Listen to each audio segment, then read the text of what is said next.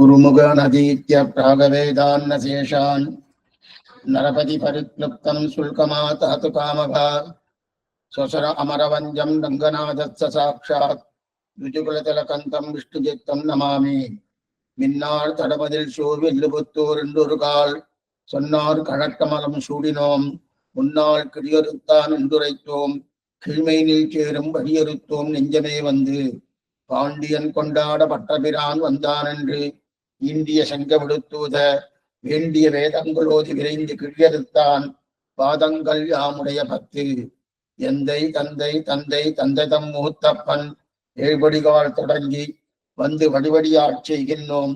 திருவோணத் திருவிழவில் அந்தியம் போதில் அறிவுருவாகி அரியடித்தவனை பந்தனை தீர பல்லாண்டு பல்லாயிரத்தான் ரெண்டு பாடுகினே.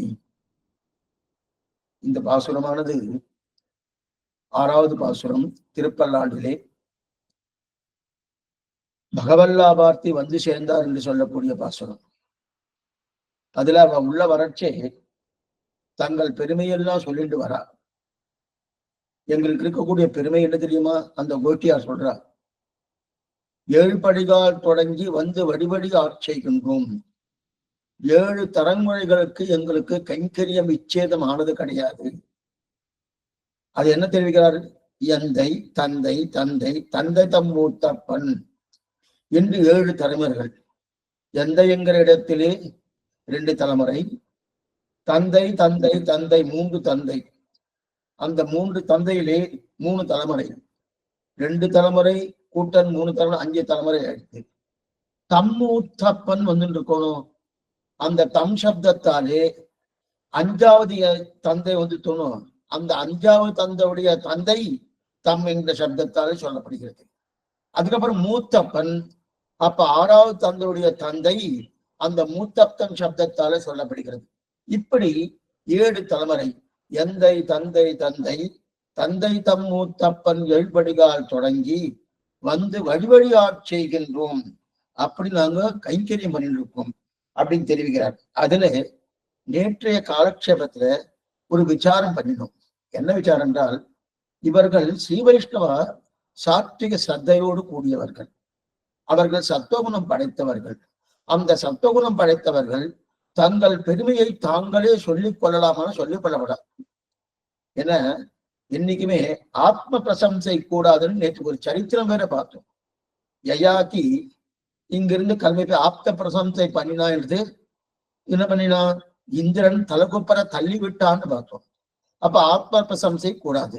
ஆனால் இந்த பகவல்லாபார்த்தி கோஷ்டி, அனன்ய பிரயோஜன கோஷ்டி, அந்த கோஷ்டியோ எங்களுக்கு எங்க கோஷ்டிக்கு என்ன பெருமை, எங்க கோஷ்டிக்கு என்ன பெருமை அப்படின்னு எந்த தந்தை தந்தை தந்ததம் மூத்தப்பன் 7 படிகால் தொடங்கின்னு இந்த பெருமையை சொல்லிடலாமா? அப்ப ஆத்ம பிரசம்சை பண்ற மாதிரிலே அர்த்தம் அப்படின்னு கேட்டு இல்ல இல்ல இல்ல, அதுல ஒரு விசேஷம் இருக்கு. என்னன்னா, பெரியாழ்வாருக்கு ஏதோ ஒரு பயம் வந்துட்டு 3 அதிகாரிகளை கூப்பிட்டார். கைவல்யார்த்தி, ஐஸ்வர்யார்த்தி, பகவல்லாபார்த்தி. இந்த 3 பேரும் கொண்டு ஒரு மொழியில உட்கார்ந்து இருக்கா தன்னுடைய கிரகத்திலே. யாரா வருவாளாம் பார்த்தா ஒருத்தரையும் காணும். ஓ காணமே காணமே, பல்லாண்டு பாடுறதுக்கு வரணுமே பகவானுக்கு என்ற நிலையோடு ஒரு பயம் இருக்கச்சே அப்ப சொல்ற அவன் நாங்க இருக்கிறோம்னு சொன்னான். அப்ப நாங்க இருக்கிறோம் சொன்ன உடனே கொஞ்சம் பயம் பெருத்து. அப்ப பல்லாண்டு பாடுறதுக்கு இருக்கா, ஸ்ரீ வைஷ்ணவா இருக்கான்னு தெரிஞ்சுட்டா. இருந்தாலும் ஒரு பயம் இருக்கு. ஏன்னா இவ எந்த நிலையில உள்ள வந்த உடனே கொஞ்ச நாள் இருந்துட்டு கிளம்பி போயிடுவாளான்னு ஒரு சந்தேகம் வந்துட்டு. அதனால அந்த சந்தேகத்தை நிவர்த்தி பண்ணும் விதமாக என்ன பண்ணார்? அந்த அனன்ய பிரயோஜன கோட்டியார் என்ன சொல்லியிருந்தாருன்னா, இல்ல எங்களுக்கு இருக்கக்கூடிய பெருமை என்னன்னா 7 தலைமுறைகளில் இங்க விச்சேதம் கிடையாது, கைங்கரிய ஹாபி கிடையாது அப்படின்னு. அப்ப பெரியாழ்வாவுடைய பயத்தை போக்குவதற்காக அப்படி சொன்னார்னு நேற்றுக்கு அதை பார்த்தோம். அதற்கு மேல அது முடிஞ்ச உடனே அடுத்த கேள்வி வந்தது, ஏன் சுவாமி தனித்தனியா சொல்லணும், ஒன்னா சொல்லாம? ஏன்னா இதற்கு முன்னாடி 3ஆம் பாசுரத்திலே இதே பகவல்லாபார்த்தியை அழைக்கிறார். அந்த அழைக்க இப்ப வந்து சேர்ந்தான்னு சொல்லக்கூடிய பாசனம் 6வது பாசனம். அழைக்கக்கூடிய பாசனம் வாழாட்பட்டு நின்றீர் உள்ளீரேன்னு அந்த அழைக்கக்கூடிய பாசனம். அந்த பாசனத்துல என்ன தெரிவிக்கிறார்? கோட்டியோடு சொல்றார். வாழாட்பட்டு நின்றீர் உள்ளீரேல் வந்து மண்ணும் மனமும் கொன்மின் கூழாட்பட்டு நின்றீர்களை எங்கள் குழுவினில் புகுதலொற்றும் ஏழாட்காலம் படிப்பிலும். இந்த சப்தம் தான் முக்கியம். ஏழாட்டம் 7 தலைமுறைக்கு எங்களுக்கு படிப்பு கிடையாது அப்படின்னு கோஷ்டியோடு சொன்னார். அதே போல இங்கேயும் என்ன பண்ணிருக்கணும், என்ன சொல்லணும், 7 தலைமுறைகள் எங்களுக்கு படிப்பு கிடையாதுன்னு சொல்லிட்டு உள்ள வந்தா தேவையில்லையணும். ஆனா அந்த உள்ள வரவா என்ன சொல்லிட்டா, எங்களுடைய தலைமுறை பாருங்க, எந்தை தந்தை தந்தை தந்ததம் மூத்தப்பன் அப்படின்னு பிரிச்சு பிரிச்சு சொல்றாளே, அந்த பிரிச்சு பிரிச்சு சொல்றதுக்கு என்ன காரணம் அப்படின்னு கேட்டுண்டு அதுக்குண்டான சமாதானத்தை பார்க்கறதுதான் இன்னைக்கு. ஏன்னா நேற்றுக்கு அந்த கேள்வியோட நின்றோம். ஏன் பிரிச்சு பிரிச்சு ஆழ்வார் சொல்ல, சரி பிரிச்சு பிரிச்சு அங்கேயாவது சொல்லியிருக்கணும், அங்க சொல்லல, ஆனா இங்க பிரிச்சு சொல்லியிருக்காரு. அப்ப அங்க சேர்த்து சொன்ன மாதிரி இங்க சேர்த்தா சொல்லியிருக்கணும், இங்க பிரிச்சு சொல்லியிருக்காரு. ஏன் இந்த மாதிரி பண்ணாரு அப்படின்னு சொன்னார். இப்ப இந்த பிரிச்சு சொல்லியிருக்காரு ஏன்னா, இவ வந்தவாள்லாம் நம்மளை போல சாமானியப்பட்டவா கிடையாது. வந்திருக்காருன்னு இப்ப வந்தவாள்னா நம்ம வாழ சாமானியப்பட்டவா கிடையாது. புரியறதுக்காக சொன்னேன்.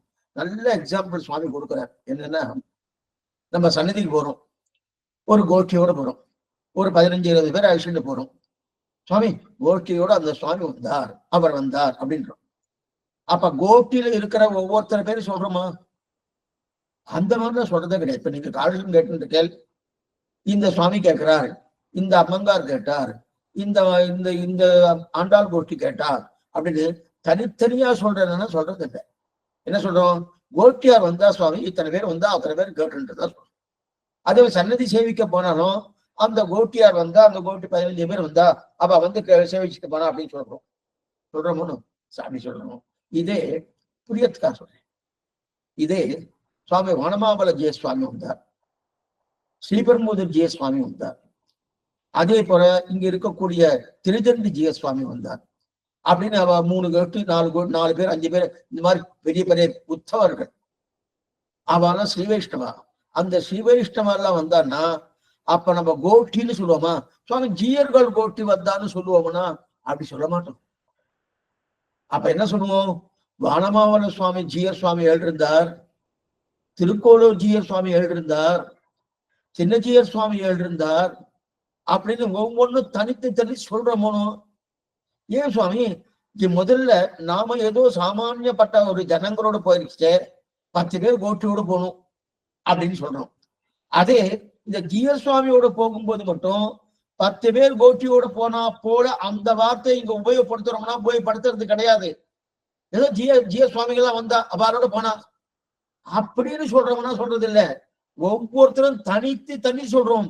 வானமாவள ஜீய சுவாமி எழுதிருந்தார், திருதண்டி ஜீய சுவாமி எழுதிருந்தார், ஸ்ரீபெரும்புதூர் ஜீய சுவாமி எழுதிருந்தார், காஞ்சி மேலக்கோட்டை ஜீய சுவாமி எழுதிருந்தார் அப்படின்னு ஒவ்வொன்றும் தனித்தனியா சொல்றோம்னோ. சொல்றதுக்கு என்ன காரணம்? ஆனா முதல்ல கோஷ்டியா சொன்னோம். சொல்றதுக்கு என்ன பண்ணா அவளுக்கு இருக்கக்கூடிய வைபவம் அது. ஒவ்வொருத்தரும் தனித்தனியா சொல்ல வேண்டிய வைபவம் படைத்தவர்கள். ஏன்னா நாம ஏதோ சாமானியம் உள்ள போறோம், சாமானிய ஜனங்களா போறோம், நமக்கு ஒண்ணும் வைபவம் கிடையாது. வைபவம் இல்லாதபடியாலே கோஷ்டியா சொல்லிடும்.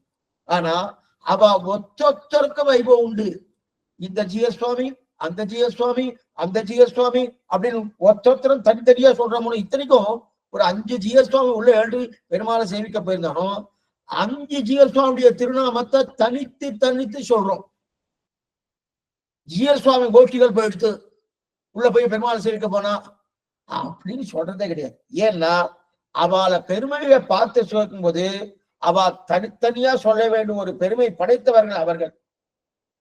யார் அப்படி படித்த பெரியாழ்வாருக்கு என்ன தோன்றதுன்னா, அனன்ய பிரயோஜன கோஷ்டி தானே இவாள்லாம். அனன்ய பிரயோஜன கோஷ்டினா பகவன் லாபார்த்த கோஷ்டி, பகவானே எல்லாம், பகவானை தவிர மற்றொன்று அறியாத ஒரு தன்மையோடு இருக்கக்கூடிய கோஷ்டி. அந்த கோஷ்டிக்கு தான் அனன்ய பிரயோஜன கோஷ்டின்னு பேரு. அப்படி இருக்கச்சே அந்த கோஷ்டி சாமானிய கோஷ்டியா? சாமானிய கோஷ்டியானா ஏன்னா ஒத்தொத்தருடைய பேரையும் சொல்லணும். ஒத்தொத்தருடைய பேரையும் சொல்லிட்டு, ஏன்னா இந்த கோஷ்டிக்கு ஆள் கிடைக்கிறது கஷ்டம். எத்தனை பேர் இருக்கா ஸ்ரீ வைஷ்ணவால காலட்சேபத்தை எத்தனை பேர் வர? கிட்டத்தட்ட இந்த மெசேஜ் ஆனது 400 பேருக்கு மேல போறது. அடியனுக்கு தெரிஞ்சு அதுக்கு மேல 1000 பேருக்கு மேல போறதும் சில பேர் சொல்றா. 1000 பேருக்கு மேல இந்த மெசேஜ் போறது. அதுல ஒரு பாதி எடுத்துட்டா கூட இல்ல இல்ல சுவாமி, கால்வாசி இல்ல சுவாமி, 10% எடுத்துட்டா கூட 100 பேராது வரணும். இருக்கா? இல்லையே சுவாமி. ஏன் இல்லைன்னா சாமானிய கோட்டி இல்ல, வந்தவாலாம் சாமானிய கோட்டி இல்ல. ஏன்னா அனன்ய பிரயோஜன கோட்டினாலே ஆள் கிடைக்கிறது கஷ்டம். ஆள் கிடைக்கிறது கஷ்டம். ஏன்னா பகவன் லாபார்த்தியனா ஏதோ ஒரு 10 பேர் இருப்பா, ஏதோ ஒரு 10 பேர் இருப்பா. ஆனா அந்த 10 பேரு சாமானிய கோட்டியோடு சேர்க்கலாம்னா சேர்க்க முடியாது. ஏன்னா சாமானிய கோட்டியோடு சேர்க்கலாம்னா சேர்க்க முடியாது. எல்லாம் சாமானியமா. அதனாலதான் ஒரு ஸ்ரீ வைஷ்ணவனுக்கு இருக்கக்கூடிய பெருமை மற்ற யாருக்குமே கிடையாதுன்னு. ஏன்னா அவன் எல்லாத்தையும் திறந்துட்டு இந்த நிலைக்கு வரணும். வரணும்னா சாமானிய விஷயமே இல்லை.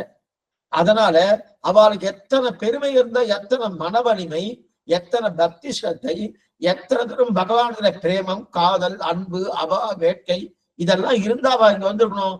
அப்ப அவ்வளவு உயர்ந்தவாளா இருக்காளணும். அப்படிப்பட்ட உயர்ந்தவாளா இருக்கக்கூடிய அப்படி இருக்கச்சது அவளை கோஷ்டியோடு சொல்ல முடியுமானா சொல்லப்படாது. அவ பெருமையை பார்க்கச்சு ஒத்தொத்தரையும் தனித்து தனித்து சொல்லணும். அதனால்தான் இப்ப பெரியாழ்வார் பார்த்தார். ஓ, இந்தந்த கோட்டி பெரியாழ்வார் சொல்றதா வச்சுக்கலாம். இல்ல அவ அந்த அனன்ய பிரயோஜன கோட்டி வந்தால உள்ள நுழைறாளே பகவன் லாபார்த்தி, அவ சொல்றதா வச்சுக்கலாம். அவ என்ன சொல்றா? எங்க கோட்டி பாருங்க, ஒத்தொத்தருக்கு என்னென்ன பெருமை பாருங்கோ. அதனால எந்தை தந்தை தந்தை தந்தை தம் மூத்தப்பன் ஏழ்படிகால் தொடங்கி என்கிற ஒரு சப்தத்தை வச்சார். ஏன்னா மங்களாசாசனம் பண்ணுபவருக்கு அத்தனை பிரீத்தி, பகவானுக்கு மங்களாசாசனம் பண்ணணும்ல அத்தனை பிரீத்தி. அது இது தகப்பனார் இந்த மாதிரி பண்ணார். தகப்பனார் யாரு? பெரியாழ்வார் சுவாமி. பெரியாழ்வார் தகப்பனார். தகப்பனார் வந்தாலே உடனே ஒண்ணும் புத்திரி வரணுமோனும். ஆண்டாள் என்ன சொல்லியிருக்கா பாருங்க, 2 பேரும் ஒரே அபிப்பிராயத்தை காட்டிருக்க பாருங்க. அப்படியா சுவாமி? ஆண்டாளும் கோட்டி சொல்லாம தனித்தனியா சொல்லியிருக்கா, தனித்தனியா சொல்லியிருக்கா. அதே தனித்தனி. இப்ப ஆண்டாளுடைய பாசனம் முன்னாடியா தகப்பனாருடைய பாசனம் முன்னாடியா அந்த விசாரம் வேண்டாம். அநேகமா திருப்பல்லாண்டுதான் முன்னாடி இருக்கும், திருப்பாவை பின்னாடிதான் வந்திருக்கும், சந்தேகம் இல்லை. ஆனாலும் தகப்பனார் எவ்வளியோ அவ்வளியேதான் பெண்ணும் கோதாநாச்சியாரும். அவ என்ன சொல்லிருக்கான்னா தன்னுடைய திருப்பாவையில் 15வது பாட்டு, எல்லே இளங்கிளியே இன்னும் உறங்குதியோ சில்லண்டடையன் மின் நங்கமீர் போதருகின்றேன் ஒல்லை உன் கட்டுரைகள் பண்டே முன் வாயிருதம் வல்லீர்கள் நீங்களே நானேதான் ஆயிடுக உள்ளை நீ போதாய் உனக்கென்ன பேருடைய எல்லாரும் போந்தாரோ போந்தார் போந்தெண்ணிக்கொள் வல்லானை கொன்றானை மாற்றானை மாற்றடிக்க வல்லானை மாயனை பாடேலோரம்பாவாய். இந்த பாசனம் இந்த பெரியவாச்சான்களை முதல் எடுக்கச்சே திருப்பாவை ஆகிறது இப்பாட்டுன்னு எடுத்திருக்கார். திருப்பாவை ஆகிறது இப்பாட்டு அப்படின்னு 15வது பாசனமாக இருக்கக்கூடிய இல்லையிலங்கிற பாசனம். இதே போல 29வது பாசனம் சிற்றம் சிறுகாலே வந்துள்ள அந்த பாசனமும் திருப்பாவை ஆகிறது இப்பாட்டு அப்படி அள்ளி எடுத்திருக்கார். ஏன்னா இந்த சிற்றம் சிறுகாலே பாசனத்துல பகவான் எப்படி நடந்து கொள்ளணும்னு சொல்லப்பட்டிருக்கு. இளங்கிலிய பாசனத்துல பாகவதால் எப்படி நடந்துக்கணும்னு சொல்லப்பட்டிருக்கு. பாகவதா எந்த நிலையில இருக்கணும் அது சொல்லப்பட்டது 15வது பாசனமாக இருக்கக்கூடிய இல்லை இளங்கிலியே. 29வது பாசனமாக இருக்கக்கூடிய சிற்றம் சிறுகாலை பாசனம் பகவான் எப்படி நடந்துக்கணும்னு சொல்லப்பட்டிருக்கு. அதனாதான் ஆண்டாளுக்கு உண்டான வைபவம் வேறு இன்னோ திருவாடி பூரம் எமக்காக வண்ணோ எங்கு ஆண்டாள் அவதரித்தால் குன்னாத வாழ்வான வைகுந்தவான் போகந்தன்னை கண்டு ஆழ்வான் திருமகளாராய் தெரிவிக்கிறார் மணவாளமாமி அவருடைய உபதேசமாளி. இப்ப இளங்கிளியேன்னு கூப்பிடுறார். இளங்கிளியே ஒரு பெண்ணை எழுப்புறார். அதாவது 10 பெண்கள் எழுப்பக்கூடிய பாசனம் 6வது பாசனம் தொடங்கி 15வது பாசனம். அப்ப என்னன்னா இந்த பாசனம் 6வது பாசனம் தொடங்கி 15வது பாசனம் வரைக்கும் புல்லும் சிலம்பி நகாம் தொடங்கி எல்லை இளங்கிளிய வரைந்து 10 பெண்கள் எழுப்பக்கூடிய பாசனம் நம்ம பார்த்திருக்கோம். சரி, இதுல கடைசி பாசனம் எல்லே அப்படின்னு கூப்பிடுறாரு. எல்லே என்ற சப்தம். எல்லேன்னா இதுல இந்த வெளியூர்லன்னா மேற்கு தேசத்துல நம்ம பாரத தேசத்தை தாண்டி அங்க எல்லேன்னு ஒரு ஊர் இருக்கா. உருளுக்கான். அங்க இருக்கிறவாரு என்ன பண்ணிட்டா, ஓ ஆழ்வார் ஏதோ 108 திவ்யதேசம் தான் பாடுறான்னு நினைச்சுட்டேன். இப்ப கோதாதேவி எங்க ஊரையும் பாடுறா, எல்லேன்னு எங்க ஊருக்கு பேரு அப்படின்னா, எல்லேன்னு அப்படி அர்த்தம் இல்ல. எல்லேன்னா என்ன அர்த்தம்? எல்லைன்னா விழிச்சொல், சம்போதனம், கூப்பிடுறது, கூப்பிடை கூடி விழிச்சொல்லு. எலே ஆழ்வார் பாட்டு திருநெல்வேலி பக்கம் தான் போனேன், எலேன்னு கூட எலே இங்க வா அப்படின்னு கூப்பிடா பாருங்க. அந்த எலேங்கிற சப்தம் தான் எல்லே. எல்லே அப்படி. இதே போல இன்னொரு கூட இருக்கு. இன்னும் கூட ஏன்னா சில சப்தங்கள்லாம் எங்க ஊருக்கு சொல்லியிருக்கான்னு சில பேர் நினைச்சுக்கிறேன். ராமானுஜம் அதுல ஒரு பாசனம், அடையார் கமல தளர்மகள் கேள்வன் கையாடி என்னும் படையோடு நாந்தரமும் படர்தண்டும் உன் சார்ந்த வெல்லும் படையார் புரிசங்கமும் இந்த பூதலம் காப்பதற்கென்றிடையே ராமானுஜ முனியாயினை என்கிறத்தின் ஒரு பாசனம். அதுல அடையார்னு வந்துட்டு இருக்கணும். அடையார் சென்னப்பட்டத்துல அடையார் இருக்கு சுவாமி, நாங்க இருக்கிற ஒரு சுவாமி எம் ஊர திருவரங்கத்தை பாடியிருக்காரு அப்படின்னா, அந்த அடையார் அதில் அடையார்னா கமல புஷ்பம்.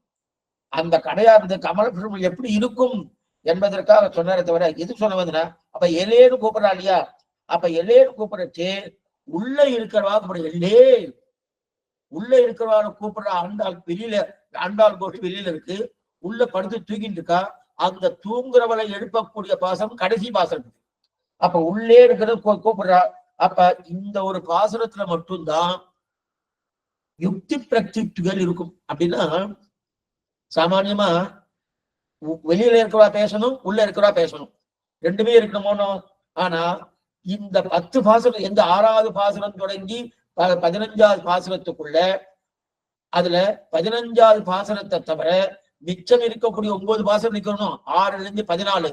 அந்த பாசனத்துக்குள்ள என்னன்னா வெளியில இருக்கிறவருடைய சப்தங்கள் மட்டும்தான் பாட்டுல இருக்கும். உள்ள இருக்கிறவா என்ன சொன்னான்னு என்ன தெரியாது, அது யூகித்து தெரிந்து கொள்ள ஒரு நிலையில தான் இருந்திருக்கும். ஆனா இப்பாட்டுல அப்படி கிடையாது. உள்ள இருக்கிறவருடைய சப்தம் இருக்கும், வெளியில இருக்கிற சப்தம், அதான் யுக்தி பிரத்யேக ரெண்டும் இருக்கும் தெரியும். அப்ப உள்ள இருக்கா சொன்னது, வெளியே இருக்கா சொன்னது ரெண்டுமே இருக்கும். வெளியே இருப்பா கேட்கிறா, இல்லே இளங்கிரியே இன்னும் உறங்குதியோ, இன்னுமா தூங்குறேன். வெளியில இருக்கா சொல்றா இன்னுமா தூங்குறேன்னா, அதுக்கு உள்ளே இருக்கிறா சொல்றா சரி சில்லு சில்லுன்னு அழைக்கிறேன். சில பேர்லாம் சிறு சிறுன்னு பேசிட்டு இருக்காரு அப்படின்னு சொல்லுவாங்க, சில்லண்டடையேன் மீன். அப்படியே நம்ம லோகத்துல ஒரு வார்த்தை பேசுவோமோ அப்படியே பாசனம் அமைச்சிருக்கா கோதாதேவி. சில்லண்டடையேன் மீன், சில்லண்டடையேன் மீன்.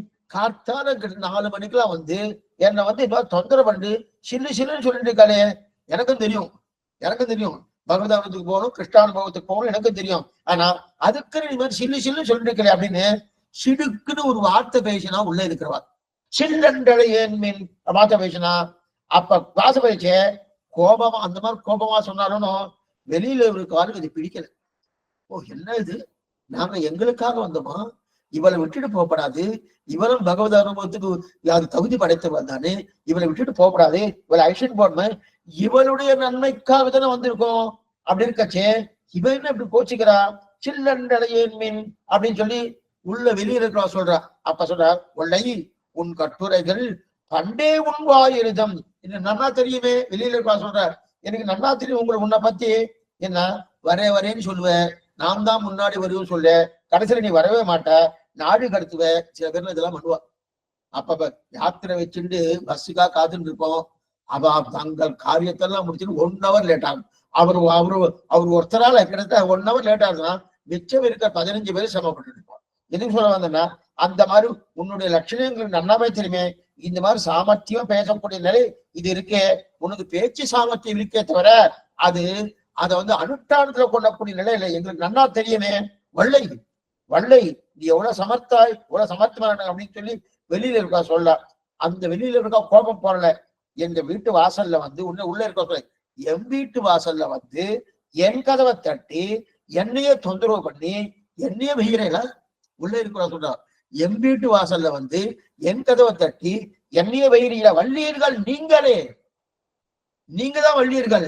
என்னவே ஒல்லை அப்படின்னு என்னது, என்ன வழியில் வச்சுருக்கலே, ஒல்லை உன் கட்டுரைகள் பண்டே உன் வாயரிதம், என்ன வச்சுருக்கலே, நீங்க தான் வள்ளியர்கள் அப்படின்னு உள்ள இருக்கிறா சொன்ன உடனே உள்ள இருக்க சாமர்த்தியம் பேசினா. இப்ப சொன்ன உடனே வெளியில இருக்குவாரு கொஞ்சம் சமாளிச்சுட்டா. சமாளிக்கிறதுல என்னன்னா கொஞ்சம் யோசனை பண்ணி பார்த்தா, ஓ இது என்னது, அவளும் ஸ்ரீ வைஷ்ணவா, நாமளும் ஸ்ரீ வைஷ்ணவம். அந்த ஸ்ரீ வைஷ்ணவத்துல பரஸ்பரம் நீச்சபாவம் இருக்கணுமே தவிர நீ சரியா வரல நான் சரியா வரணும்னு சொல்லணுமா? சொல்லக்கூடாது. அப்ப என்ன பண்ணலாம்? நானேதான் ஆயிருக்க, நானேதான் தவறு பண்ணினேன், நானேதான் தவறு பண்ணினேன், இந்த வார்த்தையை நானே குற்றவாளியாக இருக்கட்டும் அப்படின்னு சொன்ன உடனே உள்ள இருக்கிறவாளுக்கு ஓ இவன் மாறிட்டா போட்டிருக்கே சொன்ன உடனே அவளுக்கும் துணித்து உள்ள இருக்க அந்த பெண்ணுக்கும், யாரு இளங்கிரிங்கிற பெண், அந்த பெண்ணுக்கு சொல்லிட்டு, ஏன்னா ஒண்ணுமில்லை உங்களோட சேரணும் தான் எனக்கு ஆசை, சேரப்படாதுன்னு கேட்கிற இந்த மாதிரி கோபமா பேசிட்டேன்னு நீங்க ஒன்னும் கவலைப்பட வேண்டாம், நீ பொந்துறேன் உள்ளே நீ போதாய் உனக்கென்ன வேறுடைய வெளியில இருப்பா சொல்றா, நான் எதுக்காக உன்னை கூட்டம் தெரியுமா? நீ தனியான அனுபவம் கூடாது, கோஷ்டியோடு அனுபவிக்கணும். தனி அனுபவம் என்ன? என்னைக்கு பகவான தனித்து சேவித்தோம்னா அது வந்து ரசனையே கிடையாது. ஆட்கொண்ட சமுத்திரம்னு சொல்லுவார். குழாங்கலாய் அடியீருடன் கூடி நின்று ஆடுவினே. சீவை குண்டம் பணம் தனித்து சேவை கிடையாது. அங்க வந்தவர் எதிர்கொள்ள மாமனை மண்டபத்து அந்தமிழ் பேரின்பத்து அடியரோடு இருந்தமை. அங்க போனோம் அடியர்களோடு இருக்க போனோம், தனித்து சேவை வேண்டாம், நீ கோட்டி விட்டு தனியா இருக்கக்கூடாது, எங்களோட சேர்ந்து வரணும். அதற்காக தான் நான் உன்னை கூட்டிருக்கிறேன், கிளம்பு கிளம்புன்னு இதோ தயாராகிட்டே இருக்கேன், உள்ள இருக்க சொல்றேன், இதோ தயாராகிட்டே இருக்கேன் அப்படின்னு சொல்றா இல்லையா? சில பேர்லாம் உள்ள இந்த மாதிரிதான் கிளம்புவா. என்ன இதோ வரேன்னு சொல்லிட்டு 10 நிமிஷம் ஆகும், ஒரே நிமிஷத்துல வந்துட்டு 10 நிமிஷம் ஆகலையா? அதுவும் மார்கழி மாசம், அது இந்த சித்திர மாசமா இருந்தாலும் சூரியனை வந்து நம்ம எழுப்பிடுவார். தனுர் மாசமா இருக்கச்சேதே ரொம்ப சிரமப்படணும். அப்ப அந்த தனுர் மாசம் தான் பொங்கல். சுவாமி எம்பெருமானார் பூர்த்தியை ஏற்பாடு பண்ணி வச்சார். அந்த பொங்கல் மட்டும் இல்ல, காலத்தால மார்கழி திங்கள் கை நிறைய பொங்கல் இதெல்லாம் பாட்டு பாடுவா. இதுக்கு சொல்ல வந்தேன்னா அந்த மாதிரி இருக்க செய்தியும் அந்த பொங்கலே நிச்சயமானா பொங்கலோடு சேர்ந்து நித்தியம் ஒவ்வொரு பிரசாதம் வரும். ஒரு நாளைக்கு சக்கர பொங்கல், ஒரு நாளைக்கு புளியோதரை, ஒரு நாளைக்கு சத்தியோன்னம், ஒரு நாளைக்கு எல்லோரும், இந்த மாதிரி ஒவ்வொன்றும் வந்துட்டே இருக்கு இல்லையா? அந்த மாதிரி இதெல்லாம் ஏற்பாடு சுவாமி எம்பெருமான. இதுக்கு சொல்ல வந்தேன். அப்படி இருக்க செய்தே இவ உள்ள இருக்கிற அந்த குளிர்ல இருந்துட்டு இருக்கா.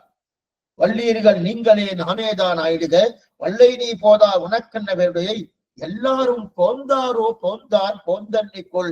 நான் இதுக்கு தெரியுமா கூப்பிட்டுனேன், நீ இங்க வந்து என்ன பண்ணணும்னா வந்து ஒண்ணு நாங்கெல்லாம் வந்திருக்கோமோ, வந்திருக்கச்சே ஒவ்வொருத்தரும் நீங்க உங்களுடைய கையால தொடணும்.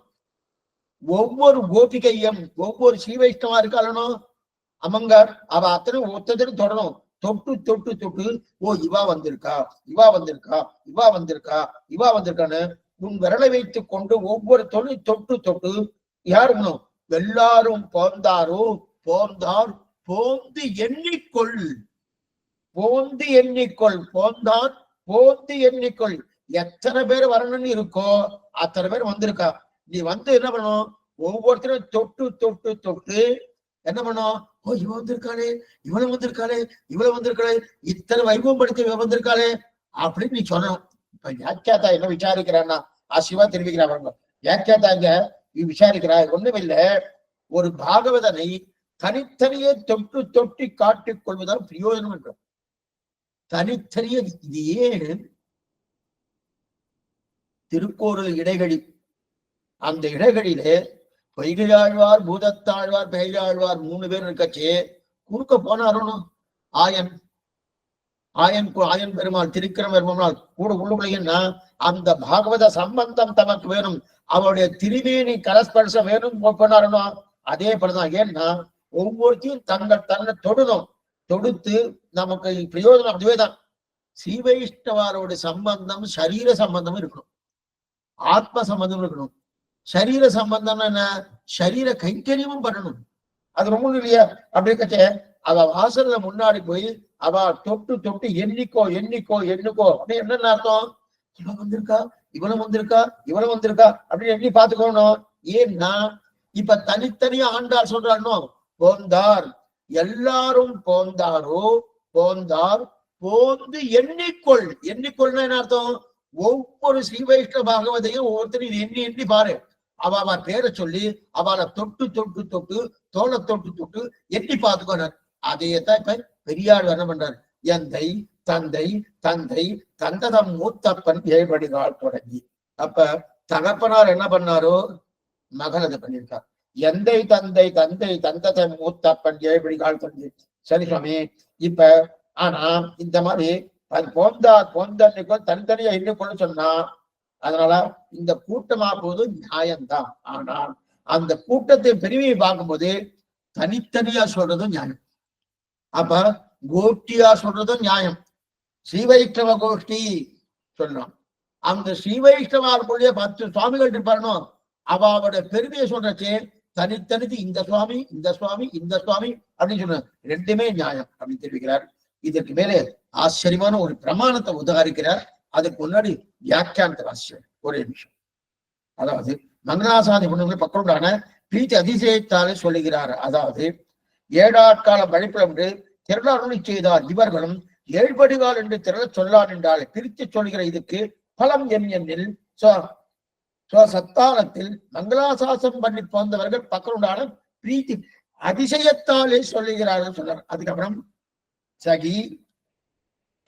சகி வித்யாதஸ்தம் ஜனயதி தத்ரேஷ்டம் ஜன்மம் என்றும் தத்ரேஷ்ட ஜன்மம் என்றும் அதுக்கு கிரியான் பிரம்மதக பிதா என்றும் சித்தா என்றும் வித்யா சந்தானத்தை கொண்டாடுமா போலே பிதரம் மாதரம் தாராம் புத்திராம் பந்தும் என்று தியாஜ்யமான யோனி சந்தானத்தை கொண்டாடுகை யுக்தமோ எண்ணில் யுக்தம். கொண்டாடுகைக்கு பிரயோஜனம் பகவத் சம்பந்தம். பகவத் சம்பந்தமாகியாலே வித்யா சம்பந்தத்தால் பகவத் விமுகன் தியாஜ்ய நல்லனோ என்று சொல்லுகிறார். அதாவது இதுல சகி வித்யா இது ஒரு பிரமாணம். சகி வித்யாதம் ஜனயதி தத்ரேஷ்ட ஜன்ம என்றும் கரியான் பிரம்மதகா பிதா என்றும் வித்யா சந்தானத்தை கொண்டாடுமா போலே கொண்டாடுகிறான். அதாவது சந்தானம் என்று இருந்தாலே கொண்டாட வேணும். அப்பனா அதாவது தாங்கள் மங்களாசாசனம் பண்ணுகிற கோஷ்டி இல்லையா, அதை கொண்டாடுகிறார். மங்களாசாசனம் பண்ணுற கோஷ்டி அந்த கோஷ்டியை கொண்டாடுற. என்னன்னு கொண்டாடு? சகி வித்யாத தம் ஜனயதி தத்ரேஷ்ட ஜன்மா. அப்படின்னா ஒரு ஆச்சாரியன் என்ன பண்ணுவோம், ஒரு ஆச்சாரியன் ஒருத்தனுக்கு 2வது ஜன்மாவை கொடுக்கிறான். ஒரு ஆச்சாரியன் கல்யா அவனுக்கு என்னன்னா 2வது ஜன்மாவுக்கு இது ஆபஸ்தம சூத்திரம் சொல்றது. இந்த பிரமாணம் ஆபஸ்தம சூத்திரம்னு பேரு. அந்த சூத்திரம் என்ன, இந்த ஸ்லோகம் என்ன சொல்றதுன்னா, ஒருத்தனுக்கு 2 ஜென்மாவும், பிராமனுக்கு த்விஜன்னு பேரு, 2 ஜென்மான்னு பேரு. அப்ப ஆச்சாரியன் இவனுக்கு 2வது ஜென்மா கொடுக்குறான்றது. அந்த 2வது ஜென்மா தான் மிக உயர்ந்த ஜென்மம். ஏன்னா முதல்ல என்னக்கிறான், சரீர ஜென்மா பெறுகிறான். முதல்ல பிறக்கிறானோ தாயார் தகப்பன, அது சரீர ஜென்மா. அதுக்கப்புறம் ஆச்சாரனுக்கு என்ன ஜென்மா பெறுகிறான், ஞானமான ஜென்மாவை பெறுகிறான். அப்ப ஞான ஜன்மாவை பெற்றுவிட்டால் அதுதான் உயர்ந்தது. அப்ப சரீர ஜன்மாவை காட்டிலும் ஞான ஜன்மா உயர்ந்தது இல்லையா? இது எதற்காக எடுக்கிறாருன்னா, சரி சுவாமி இதெல்லாம் எதுக்குன்னா மங்களாசாசனம் உயர்ந்தது என்பதற்காக. ஏன்னா மங்களாசாசனம் ஞானத்தால் தானே வருது, அது உயர்ந்தது. ஏன்னா ஞானம் படித்த ஜன்மாவாலே உயர்ந்தது என்றால் அது பிராமணியத்துக்கு தகுந்தா போலே, ஸ்ரீ வைஷ்ணவத்துக்கு தகுந்தா போலே மங்களாசாசனத்துக்கு வந்து விட்டேன் அப்படின்னு அர்த்தம். அப்படின்னு என்ன அர்த்தம்? பிராமணனுக்கு தகுந்தா போல 2வது ஜென்மா, ஸ்ரீ வைஷ்ணவனுக்கு தகுந்தா போல 2வது ஜென்மம். புரியுதுக்கா சொல்றேன். வெறும் ஞானம்னு சொல்லியாச்சுன்னா அப்படின்னா உபனிஷத்துலாம் இருக்கணும். வேதம், வேதாந்த சாரம், வேத உபனிஷத்தெல்லாம் இருக்கு இல்லையா, அதெல்லாம் ஞானம்னு சொல்லுவார். உபனிஷத் வாக்கியத்தெல்லாம் வாசிச்சவன் பல்லாண்டு பாடு வருவாருன்னா வர்றது கிடையாது. எத்தனையோ பண்டிதர்கள் இருக்கா, சதுஸ்ராத்திர வித்வான், 4 வேதங்கள் என்ற கரகண்டவர் அப்படி, அவெல்லாம் பண்டாள் பாடு வருவாருன்னா அவ்வளவுதான் வருவதில்லை. ஏன்னா மங்களாசாசனம் பரணவங்க அவ்வளவுதான் இருக்கிறது கிடையாது. ஆனா ஆழ்வாருடைய அடித்துகள்கள் புரிந்து இருந்துட்டு வச்சுக்கேன், அப்படிப்பட்டவர்கள் தான் மங்களாசாசனத்துக்கு வருவார். ஏன்னா இந்த பாருங்க, அப்ப பெருமாளை வேண்டாம்னு சொல்ற இப்ப 3 கோட்டியே எடுக்கிறோம். பெருமாளை வேண்டாம்னு சொல்ற ஒரு கோட்டி, அவன் நாஸ்திக கோட்டி. அதுல சுவாமி பெருமாள் வேணும், ஆனா சாஸ்திர பிரகாரம் பெருமாளை பார்க்கிறேன் அப்படின்னு அர்த்தம். நாங்க எந்த கோட்டியோம் ஞானமே இருக்கிறவா, அந்த ஞானமே இருக்கிற கோட்டி 2வது, மங்களாசாசனம் பண்ணுகிற கோட்டி 3வது. இப்ப 3 கோட்டியா பிரிச்சிருக்காரு. இது நல்லா ஞாபகம். முதல் கோட்டி நாஸ்திக கோட்டி, பகவான வேண்டாம், அவன் காதை பொத்திக்கிறார் இல்ல வாயை பொத்திக்கிறார், அது மாதிரி இருக்கிற நாஸ்திக கோட்டி, அது ஒரு கோட்டி. 2வது நாஸ்திகல சுவாமி ஆஸ்திக கோட்டி தான். சாஸ்திரம் பிரகாரம் இருக்கா, சாஸ்திரத்தை நம்பின்னு இருக்கா, சாஸ்திரம் சொல்லப்படி இருக்கா, ஆனா ஞானம் வச்சுட்டு இருக்கா. ஞானம் இருக்கிற ரொம்ப நல்லா இருக்கு ஞானம், அந்த கோட்டி 2வது கோட்டி. 3வது கோட்டி ஞானம் இருக்கு, பக்தி இருக்கு, நல்லா மங்களாசாசனம் பண்றார். இந்த 3 கோட்டி. இப்ப இந்த 3 கோட்டில முதல் கோட்டியை தள்ளிடணும். முதல் கோட்டி என்ன சுவாமி? நாஸ்திக கோட்டி. பகவானாலே முகத்தை திருப்பிக்கிறானோ நாஸ்திக கோட்டி, அதை தள்ளிடணும். இப்ப 2வது கோட்டி எது?